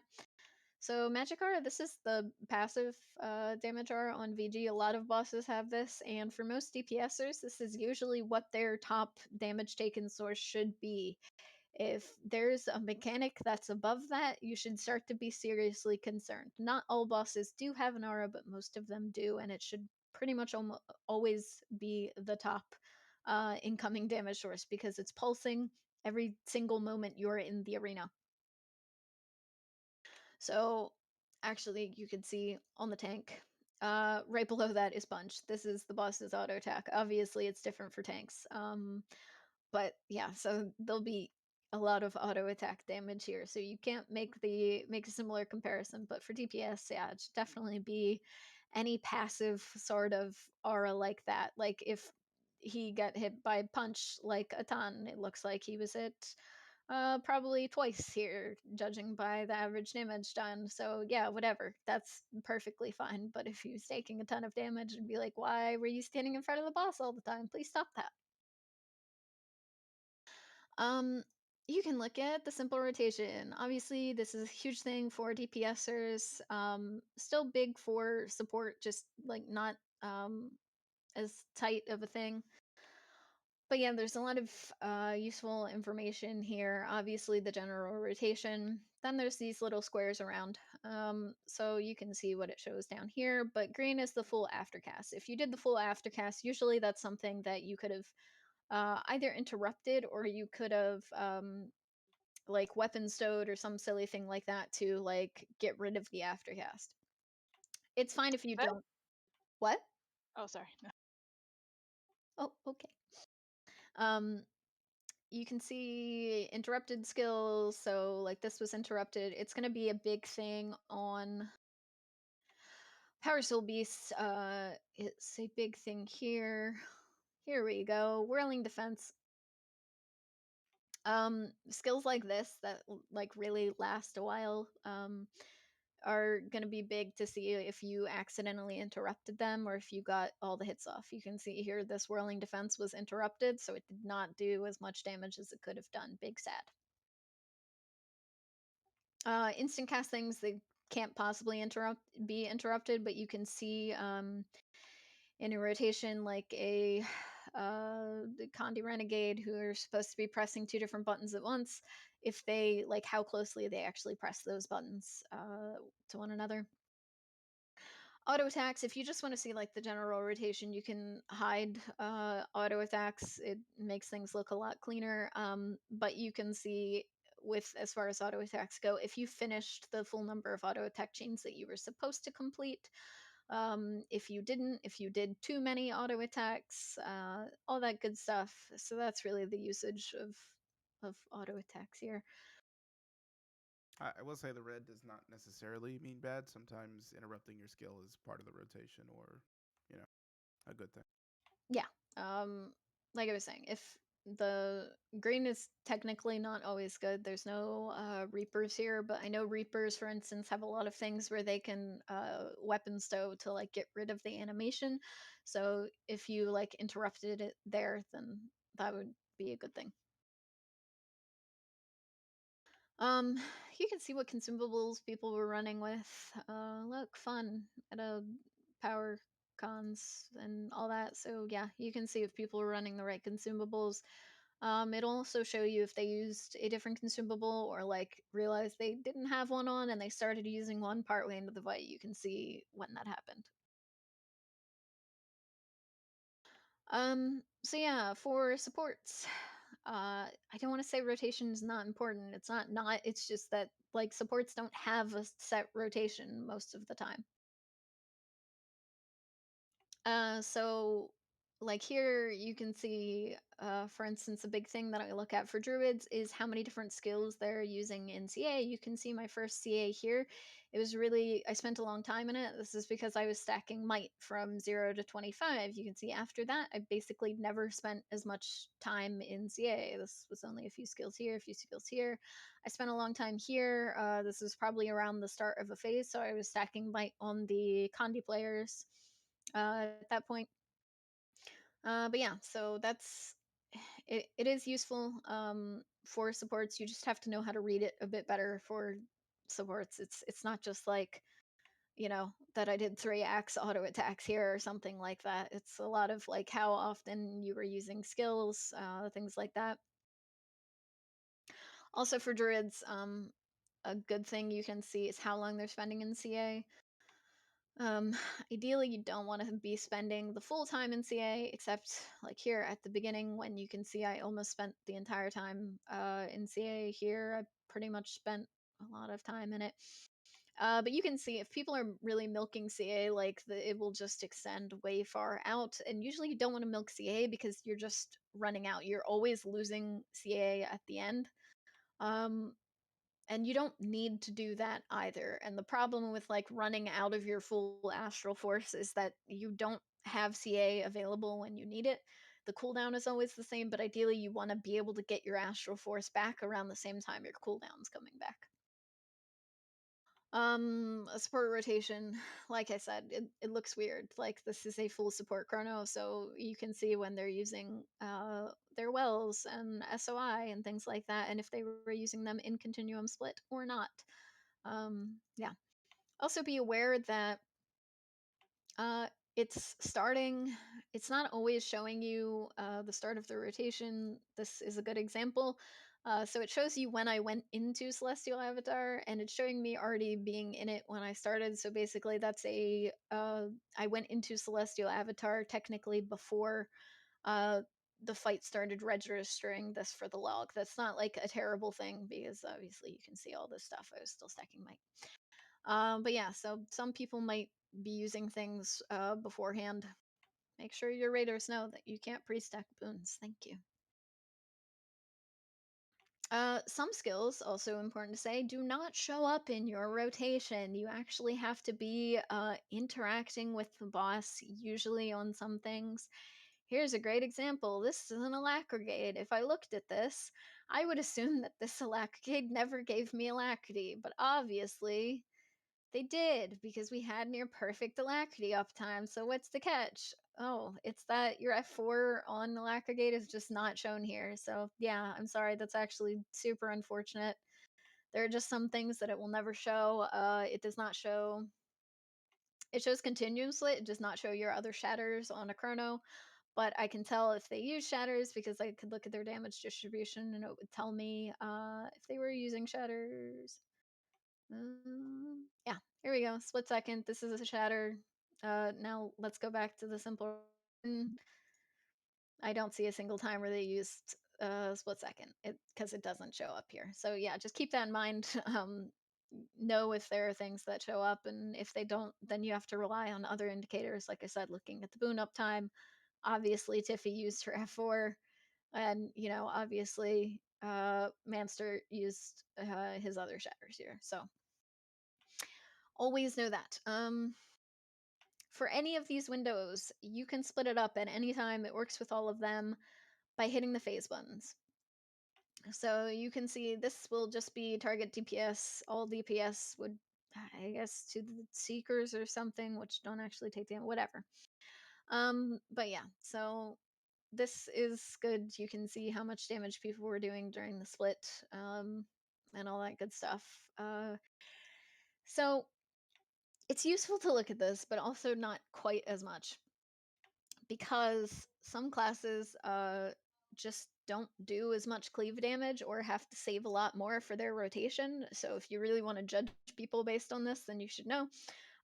Mech here is playing a power banner slave and has very high target DPS. The reason why is because power banner slave rotation is literally going into berserk mode and using decap a lot, and then you're leaving berserk mode, and then you're trying to get berserk mode as fast as possible back so you can start decapping more. So it's literally just doing the same thing over again. That's why this number is so high and why it's a lot lower on the other DPSers here, because they were actually saving things for main phases, didn't have things off cooldown, stuff like that. It's not quite as smooth.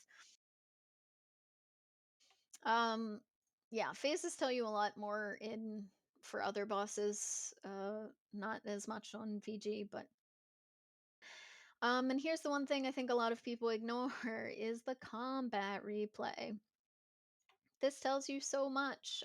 You can see damage over time, so it's not just your overall DPS, but I can see immediately how the damage is looking as people go through the fight.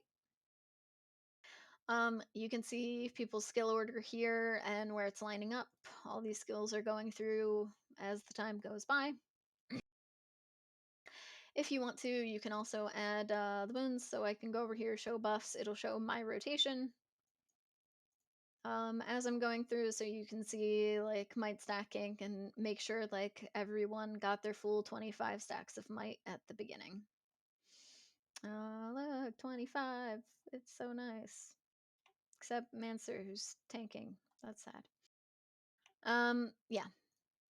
Targets, it'll show you here like condies over time, stuff like that, taking all that good stuff. And then this really fun thing, you can look at mechanics and it shows you the timestamp. It always starts at the beginning, so like if I'm here in the fight, I have to like scroll down to 89 seconds to start seeing if people were getting hit here. Oh, look at Cryptic being teleported at 89 seconds. And then you can see it actually occurring here, so you can see that teleport happen. Yeah, this is, you can see mechanics on some fights happening. This means a green is going off. It just shows you that this green is in the sector. And that's important if you're actually doing greens, but obviously not if you're not doing it. So you can see that the green goes off now. And you can also see that reflected in people's health. So people are very healthy. Oh, and then they take all that damage from the green. And yeah, it's 80% of your health. So you can see, like, oh look, this person was literally leading for exactly 80%. And these people were already started getting healing up.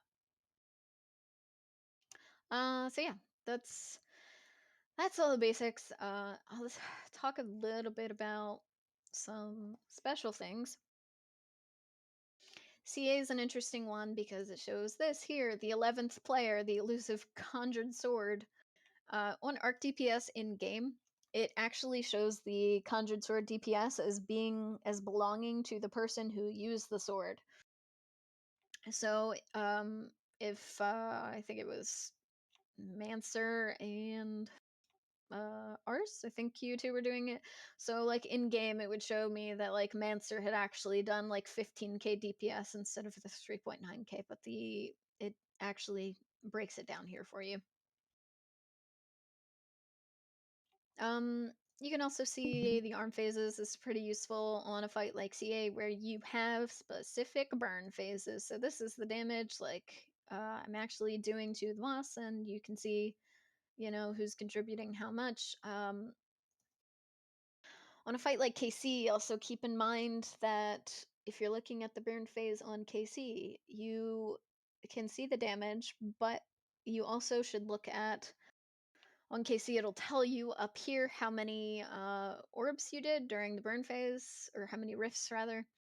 That's very important because if you did 5, then these numbers are going to be ludicrously high. They're going to be like 300k or something if you do 5 rifts. If you only do 1 rift, then it's going to look a lot sadder and lower at like 85k or something like that. So yeah, just make sure you have all the details. Again, I can't say it enough. Make sure you actually know how to read this and like know the bosses before you start like shaming people or yelling at people for things they're doing in fights. But yeah, so that's an example of like phasey things. Here's a better example of weird phasey things.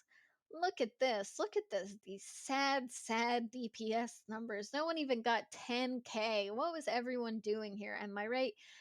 Yeah, so Kadim is a fight where you spend a lot of time fighting his creatures and not actually him, because he's invulnerable this entire minute we spent fighting the Hydra. And then we had to go and kill Pyres. But you can see here how much damage we were actually doing to Kadim, which is a lot better than this sad, sad number. So yeah, this is an example of a fight where you really want to look at the phases to see how much damage people are doing. Hang on. Just pause on that Kadeem P1 portion. Oh, oh, the, What happened, Cryptic? What's oh, up, buddy? this. Just trying to Was I trying doing? to figure out. I don't know. I was doing something and it went Yeah, wrong. Weren't you doing lamp? Yeah, something went wrong the first part there. I mean, the full fight still only counts boss damage, so I won in P2 and P3. Oh, right. So if you go to P2, yeah, it's basically the same. Go to P3, I think I'm way ahead. Yep. So Oh, you are. I'm just saying in P1, I'm the victor. something went wrong in lamp or something. I don't know. I remember something going wrong, and I was really depressed. So. Excuses. He was depressed, so he couldn't perform his rotation well. Yeah, I don't know. I don't know what happened, but I just remember like I remember doing the rotation and being like, yeah, if this thing hadn't happened earlier, I would have been better. But it's Kadeem. Nobody really cares about DPS. So. Except on ZM, where it's sad and you have to do 2 waves. But yeah, anyway. So yeah, you can see how much damage they're doing. Obviously, they do a lot of damage to the creatures as well. Oh, look at this really sad No, I'm kidding. Okay, so on Kadim 2, like I said, you have to know I was kiting. So yeah, I wasn't nowhere near the creature at any point during the fight. So of course I did 0 damage to the creature. You can see my all DPS though, that I was indeed doing something, which was just retargeting things and pressing F1 and 3 and then dodging occasionally. It's not the hardest roll in the world, but you can also see the druid. These 2 people went in the lamp, which is why it is so ridiculously low. Again, you can see that they're actually doing something if you look at all DPS. So yeah, just no rolls and stuff like that. Here, you can see breakbar phases. So with Kadim, it's just over the entire fight. But you can see how much breakbar damage people are doing and how long it's lasting, which is really the more important thing here. So they were all a pretty similar number, 4 to 5 seconds, lovely. And you can see here how long the break bars are lasting as well. Um, and then I'll show you this fight, Slothazor. So yeah, break bar damage pretty high because you have to break Sloth a lot. But it's a good way to see like who's doing it. Obviously here it also depends if you have people doing a mushroom and Slothazor goes to sleep when they're slubbling, then they can't contribute at all. So yeah, make sure you know things like that. Again, you can see how long each one is taking. Um, and here's an example, good example of weird buff up times where you're looking at this and you're like, oh my gosh, 13 stacks of might, 17 stacks of might, like 13 stacks of might, what were they doing? Again, if people are slublings, they are losing boons the entire time. They are in slubling form. So this is why I was mushroom 3 and I ate too many mushrooms, to be honest. But yeah, why my boons are on average lower than everyone else's. You can also kind of do a little comparison fun thing here. Volatile poison, who got the special action key? So there's no one on this particular pool who got it really more than anyone else.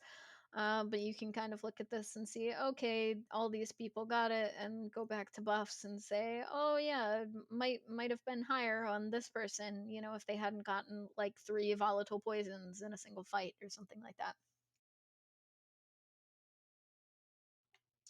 Yeah. Any questions about logs or anything like that?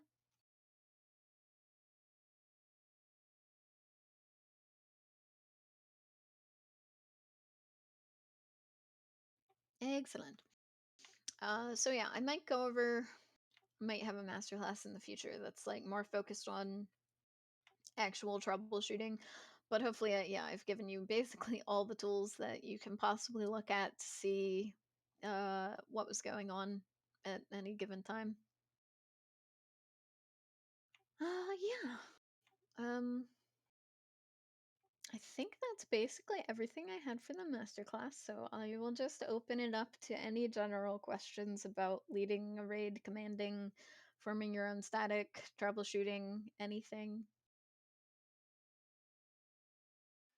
As far as raid calls go, is there any specific role or person that you would recommend to take the like making mechanical raid calls like during the fight? I guess it would probably depend on how comfortable the group is, but if it's like for example in a progression or even a training, Oh, so this is a good topic in general that I'll talk about. So to answer your question, um, normally, so if I go into a raid group, I will kind of assume that the commander or like raid leader, whoever put the raid together, will be the one calling.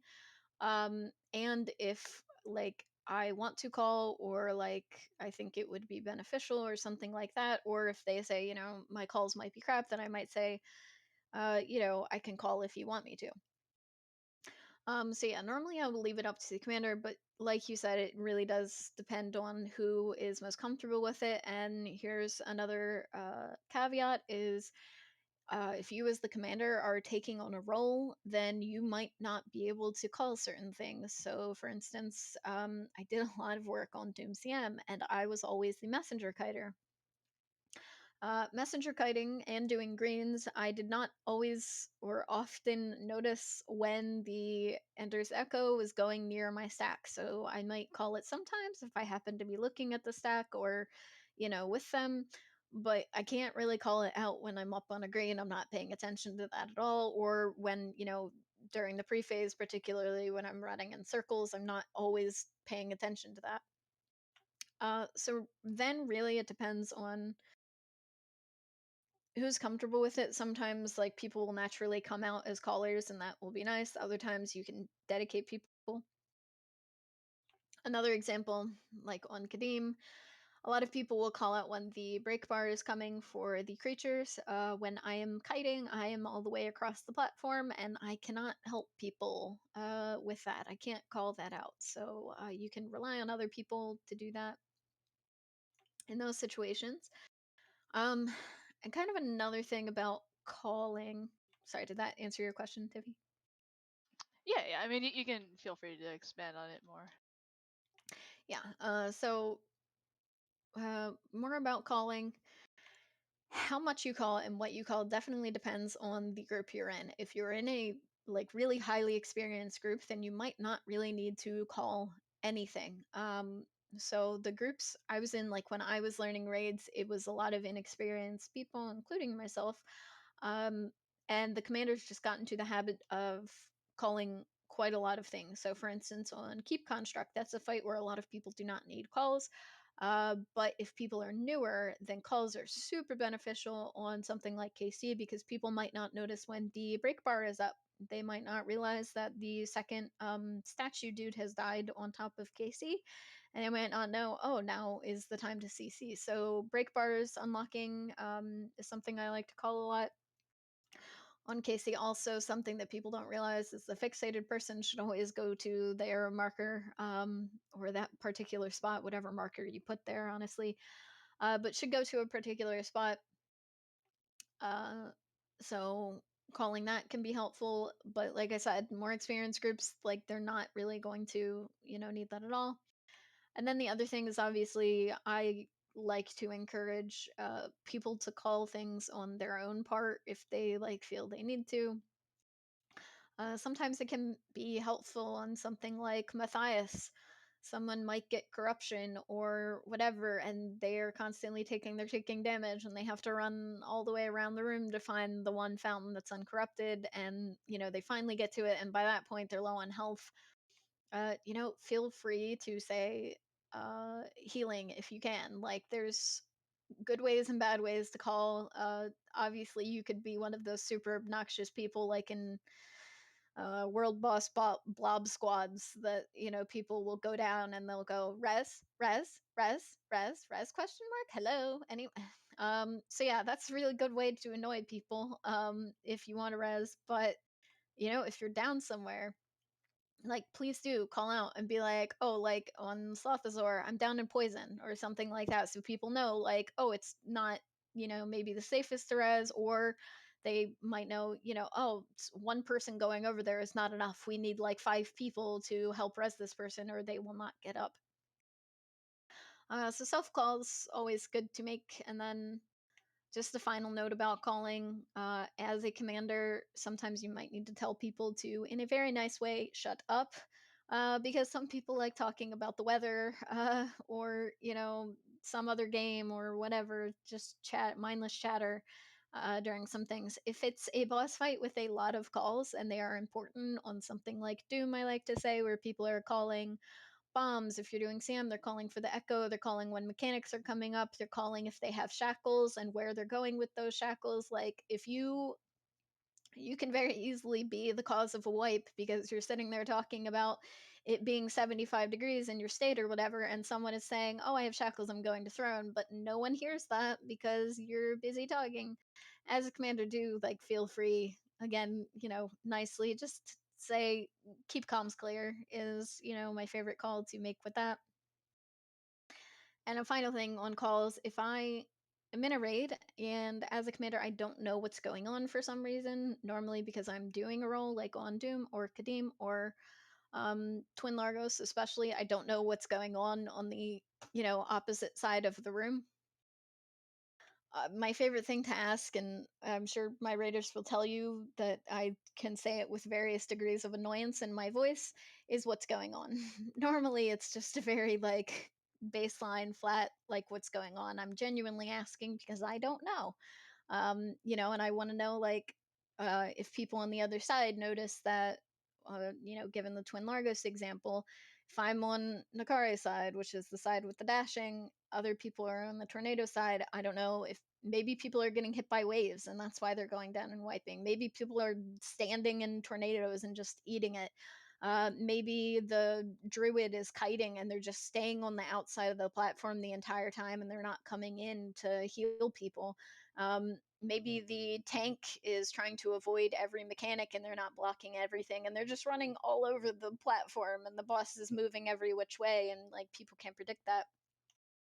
There's a lot of things that can go wrong that I do not necessarily know. Again, logs will help with this, but yeah, it always helps to ask as well. If you actually don't know what's going on, other people have better insight, especially in wings like 5 through 7, when you might be off doing other things and can't keep track.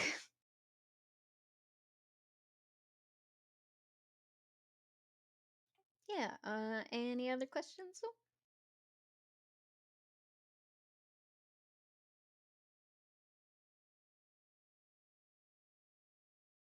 Cool. Well, if anyone thinks of anything, you can feel free to DM me or ask here. I'll be here for a little while. And if you have any, go ahead. I was just gonna say one thing I wanted to talk about real briefly was like the general thought process for figuring out what's going wrong in your raid. It can be a training raid, a static, whatever.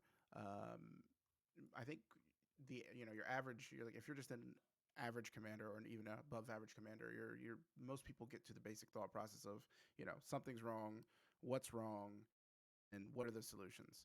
I think a crucial step that a lot of people miss though is why something is wrong. And that a lot of times determines the output of A, the entire static, but B, the decision that you make to try to fix it. Um, and that's something that just takes time to develop. The more experience you have, the more you will know the different mechanics and know how they really work and know what's really going on behind the scenes in the raid. And that will help you kind of better understand the why of what's going on. But I think that's just an important question to keep in the back of your mind when you're leading your raids. Don't just think what's wrong and what's the solution. Think about why something is happening to begin with.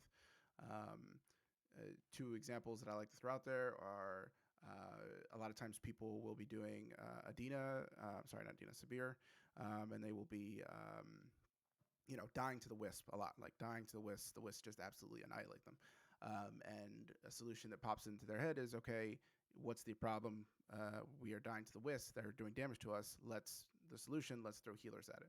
Well, when you think about Sabir and how the wisp actually spawn and how they do damage, the more time that goes on, the more out of control they're going to get.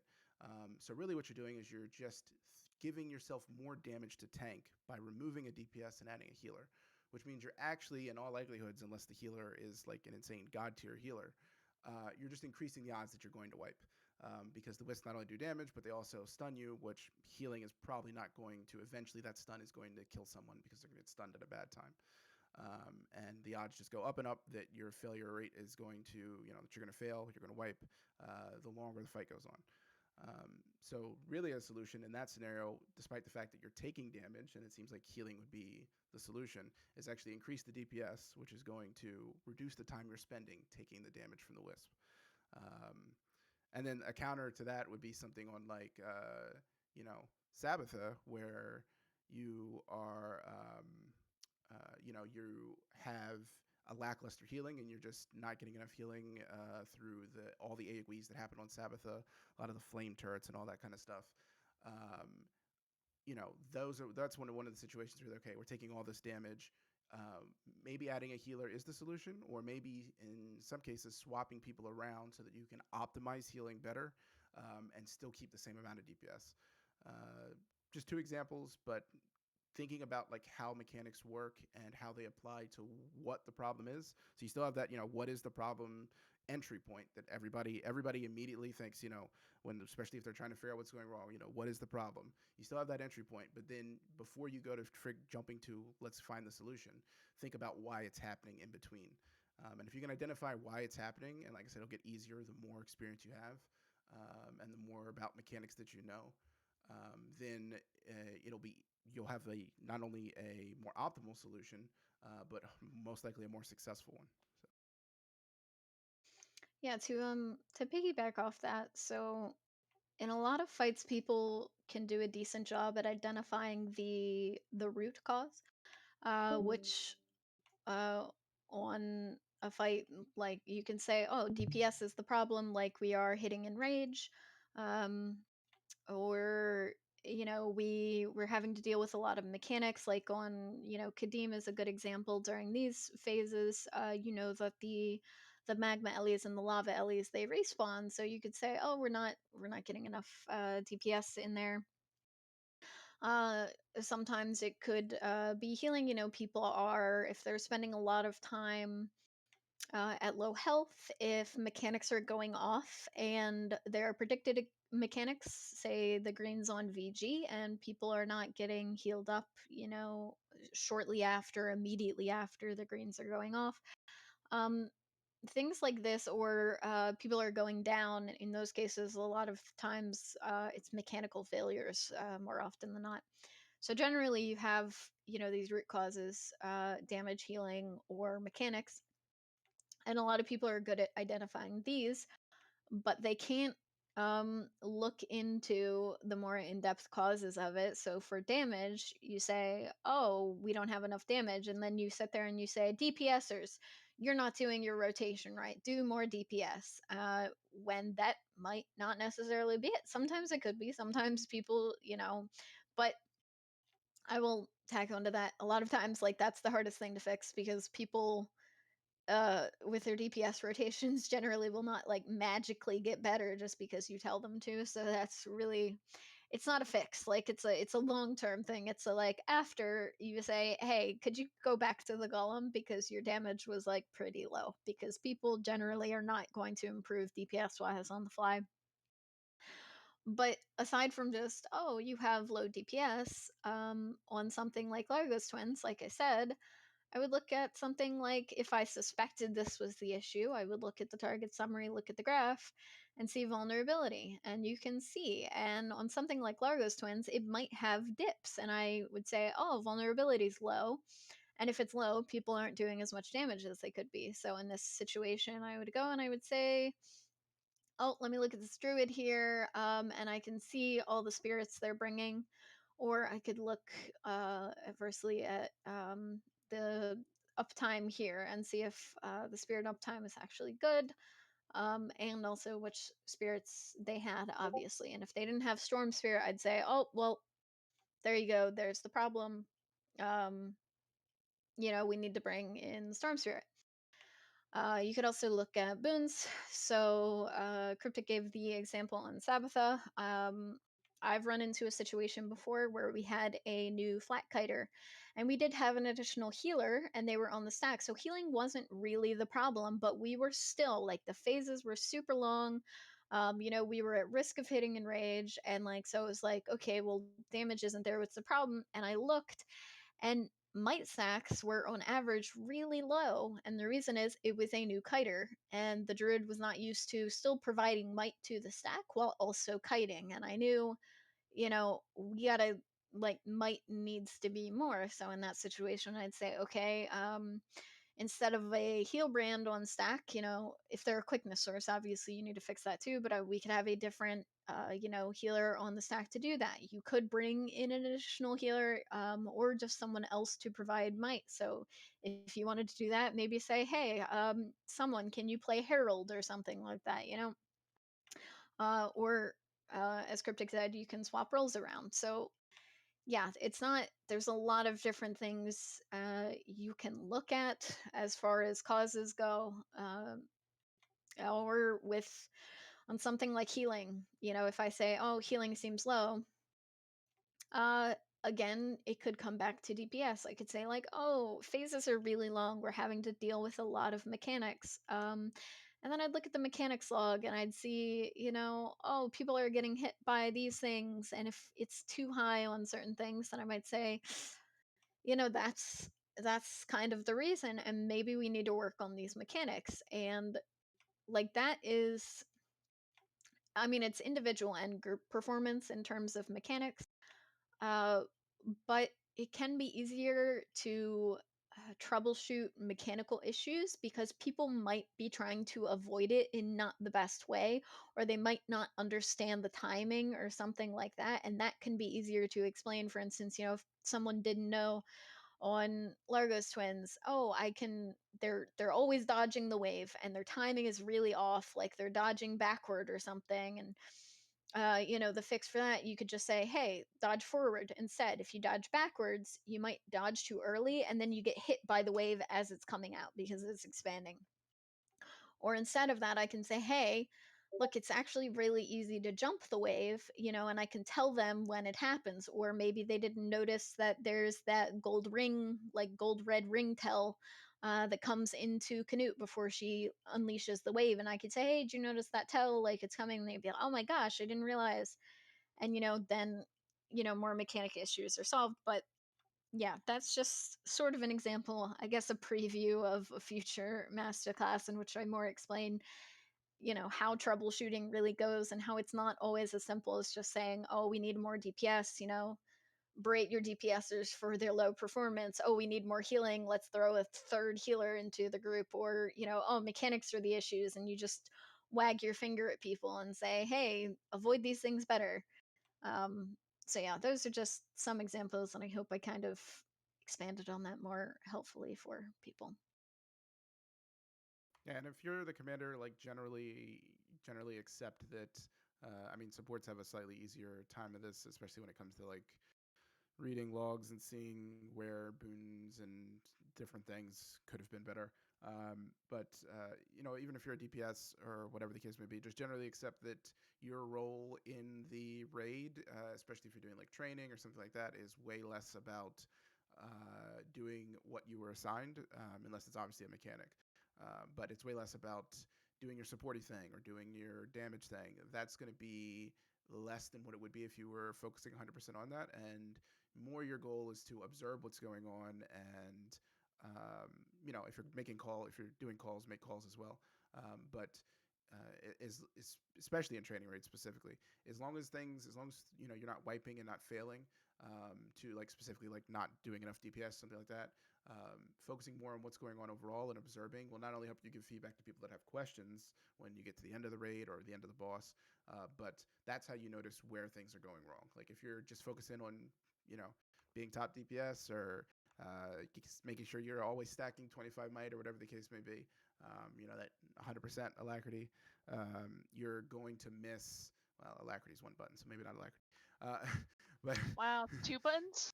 two buttons. Uh, but you're going to miss the thing that is, the thing or things, multiple things that are slowly chipping away at why you're wiping at a rate over and over and over.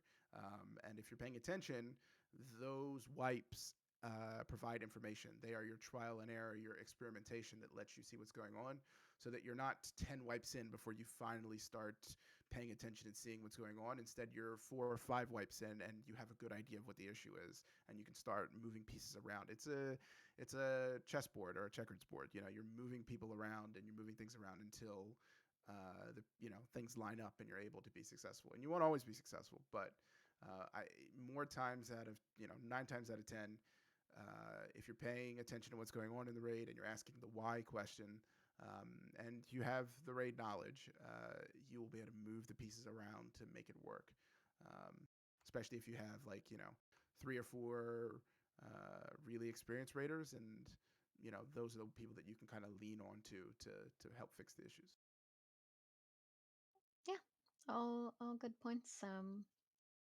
And like I said, just keep in mind when troubleshooting that personal performance is always actually the hardest thing to fix because it's a fix over time. So, maybe Cryptic over here is really doing crap DPS or something, and I need to have a talk with Cryptic and say, hey, you need to go back to that golem. But again, that's like an after raid thing.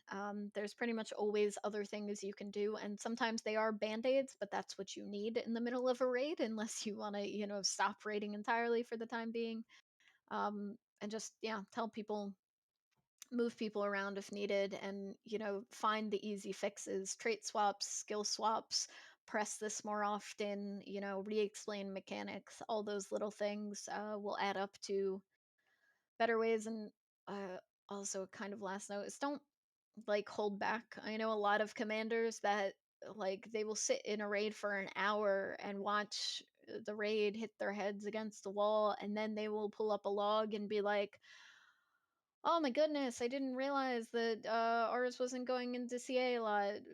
By the way, no one judged ours on this. This is MO. She didn't need to go into CA. But yeah, some like simple things. And you don't notice them because you don't open a log. So yeah, if in my raids, if there are like 2 or 3 pools and something is going wrong and I am not quite sure of what it is necessarily just by looking at things in game, then I will pull logs up in the middle of the raid because the 2 to 5 minutes I take to pull up those logs is often more time saved than just going through the next half an hour of the same crap because I didn't, I failed to mention the one thing that could have saved the raid.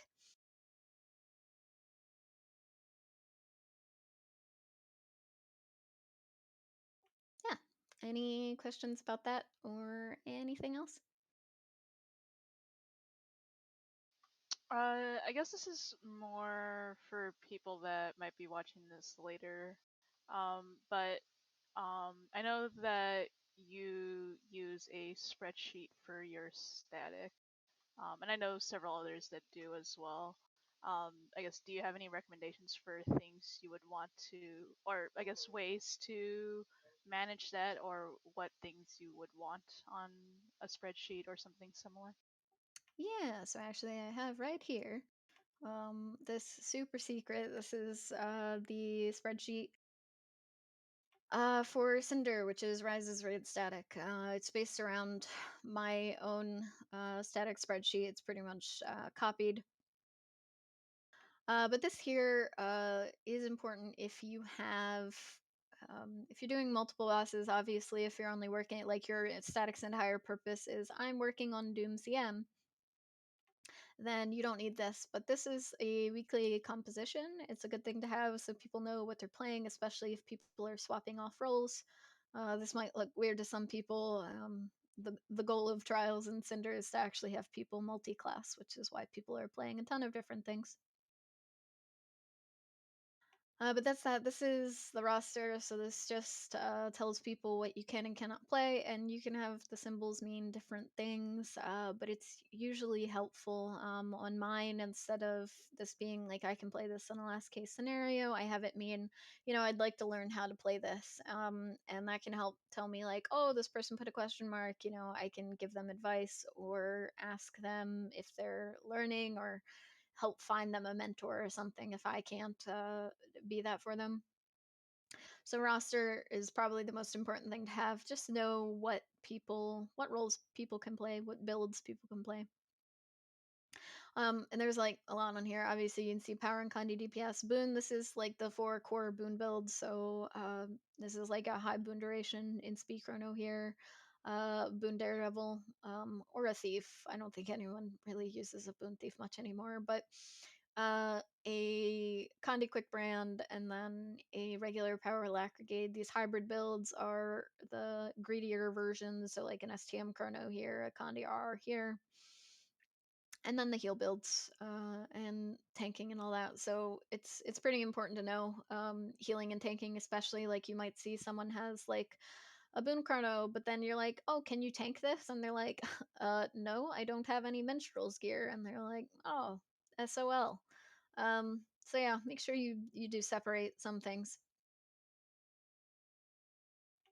This is a roles tab. This is good for newer groups. If you don't know what people can do as time goes on, you'll get a pretty good feel of who can do what. But this is really helpful when making your comps, so you can see what each of these roles are. You could add more in your own static if you need to. For instance, I don't have cannons on Sabbatha because I kind of assume everyone in this group could do cannons on at least a class, so I do not have that included.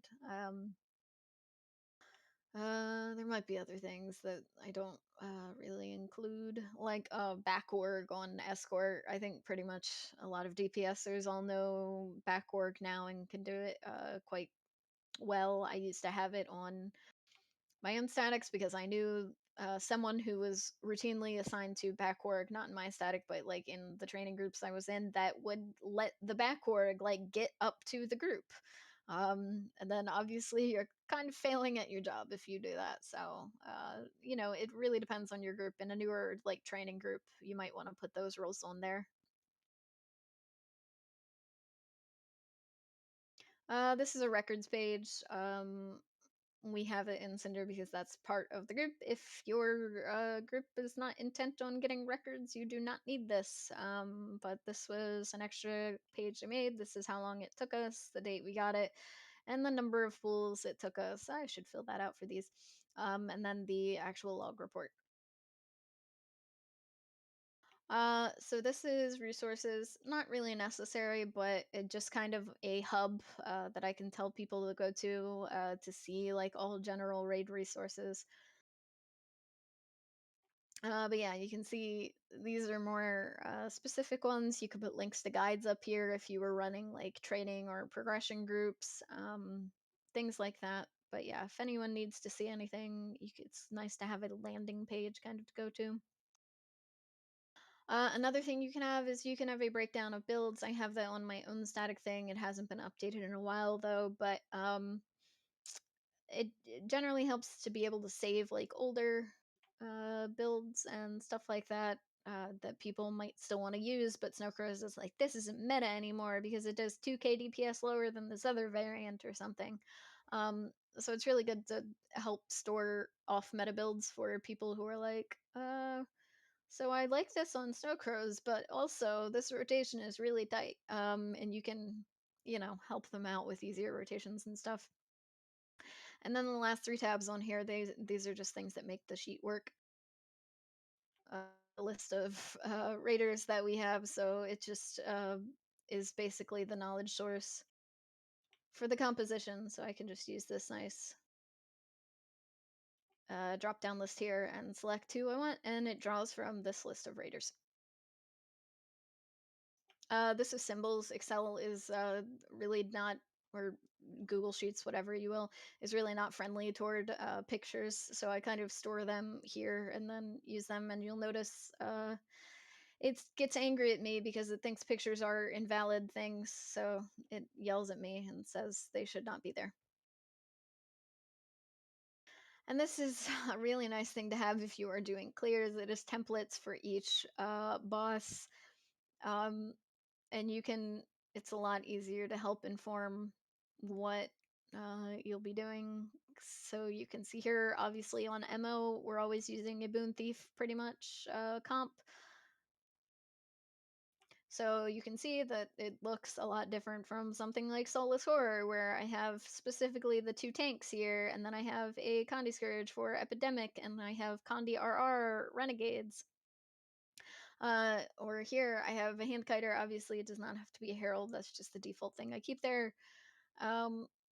Or something like Largos Twins, where you have this weird mirror comp. So obviously, yeah, all of these comps look kind of different in Wings 1 to 4. They're a lot nicer and smoother and cleaner. And then you get down here to Wings 5 through 7, and who knows what's going on and all this crap. And this is a blank one I keep just in case we're like only working on one or like a certain wing or two, and then on the composition, instead of like deleting all these squares, I just put like this generic thing in here so people know like, oh, this is a blank thing.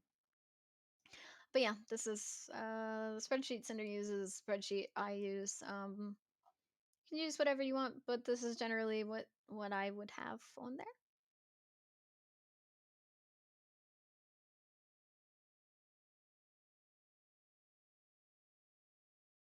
Does that answer your question, Tiffy? Yep. Cool.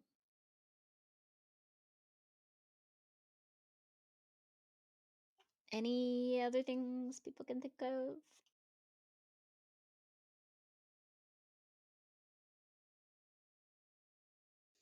Nice. So I think that's pretty much it. Like I said, I might do another one that kind of bounces off this one in the future that's more about troubleshooting things, but for that I would specifically want logs where I could actually show you that things are happening and like my process in these logs. Obviously these are successes and these are also Cinder logs, and like people are playing things they're not familiar with. So like if you really want me to talk about some of these logs, I can. For instance, this. I can show you that people were downing on this CA Oh, this is by phase. Yeah, people were downing a lot, and I could tell you exactly why, which is that we were doing a solo shield person who was not used to collecting shields solo and was letting people get through, and the boss gets buff, which is similar to retail when he gets that. So you can see me, who went down 4 times, for instance, and my damage taken is my own skills. This is my damage taken, not distribution. So I very nicely killed myself with my own sword symbol and my own trap here, and everything else basically. I went down 4 times, so it's probably various things at different times that actually dinged me. But yeah, there you go. So I could already tell you again what's happened on here, but yeah, in the future I might have logs that are specifically kind of meant to explain my thought process looking at them. And if you're looking at other logs, it's always helpful to know kind of what went on. It's very difficult to blindly look at logs and understand things sometimes. So it's always helpful if people can tell you what was happening, or um, like for instance on Sabir. So Sabir, if people fall down off a platform, you will generally wait for them to get there, and normally you're not going to be running boons as much, partly because there's someone not there, and also because on something like a druid, like if I keep might up while I'm waiting for that person to get back to me, that still means I run out of astral force and I'm not healing anyone at that point, so I can't get it back, which means even if I like stack it up, like it's gonna dip a lot lower. So that's not gonna show on a log. So it can be helpful to have someone, there and saying, "Oh, well, someone fell and might look lower than normal because we were waiting for them to get back and I couldn't stack might while we were doing that." So stuff like that, and of course, videos are always going to be super helpful to go along with a log so you can see skill use and, what was happening and visualize it better than this combat replay, which is nice and flat and one dimensional and all that. Cool. But that's pretty much all I have for this masterclass. So thank you, everyone who showed up, even the people who are currently not here. And thank you very much, Al, for recording this for other people who could not be here. No problem. Yay, thanks, Phoenix. Thanks, Phoenix.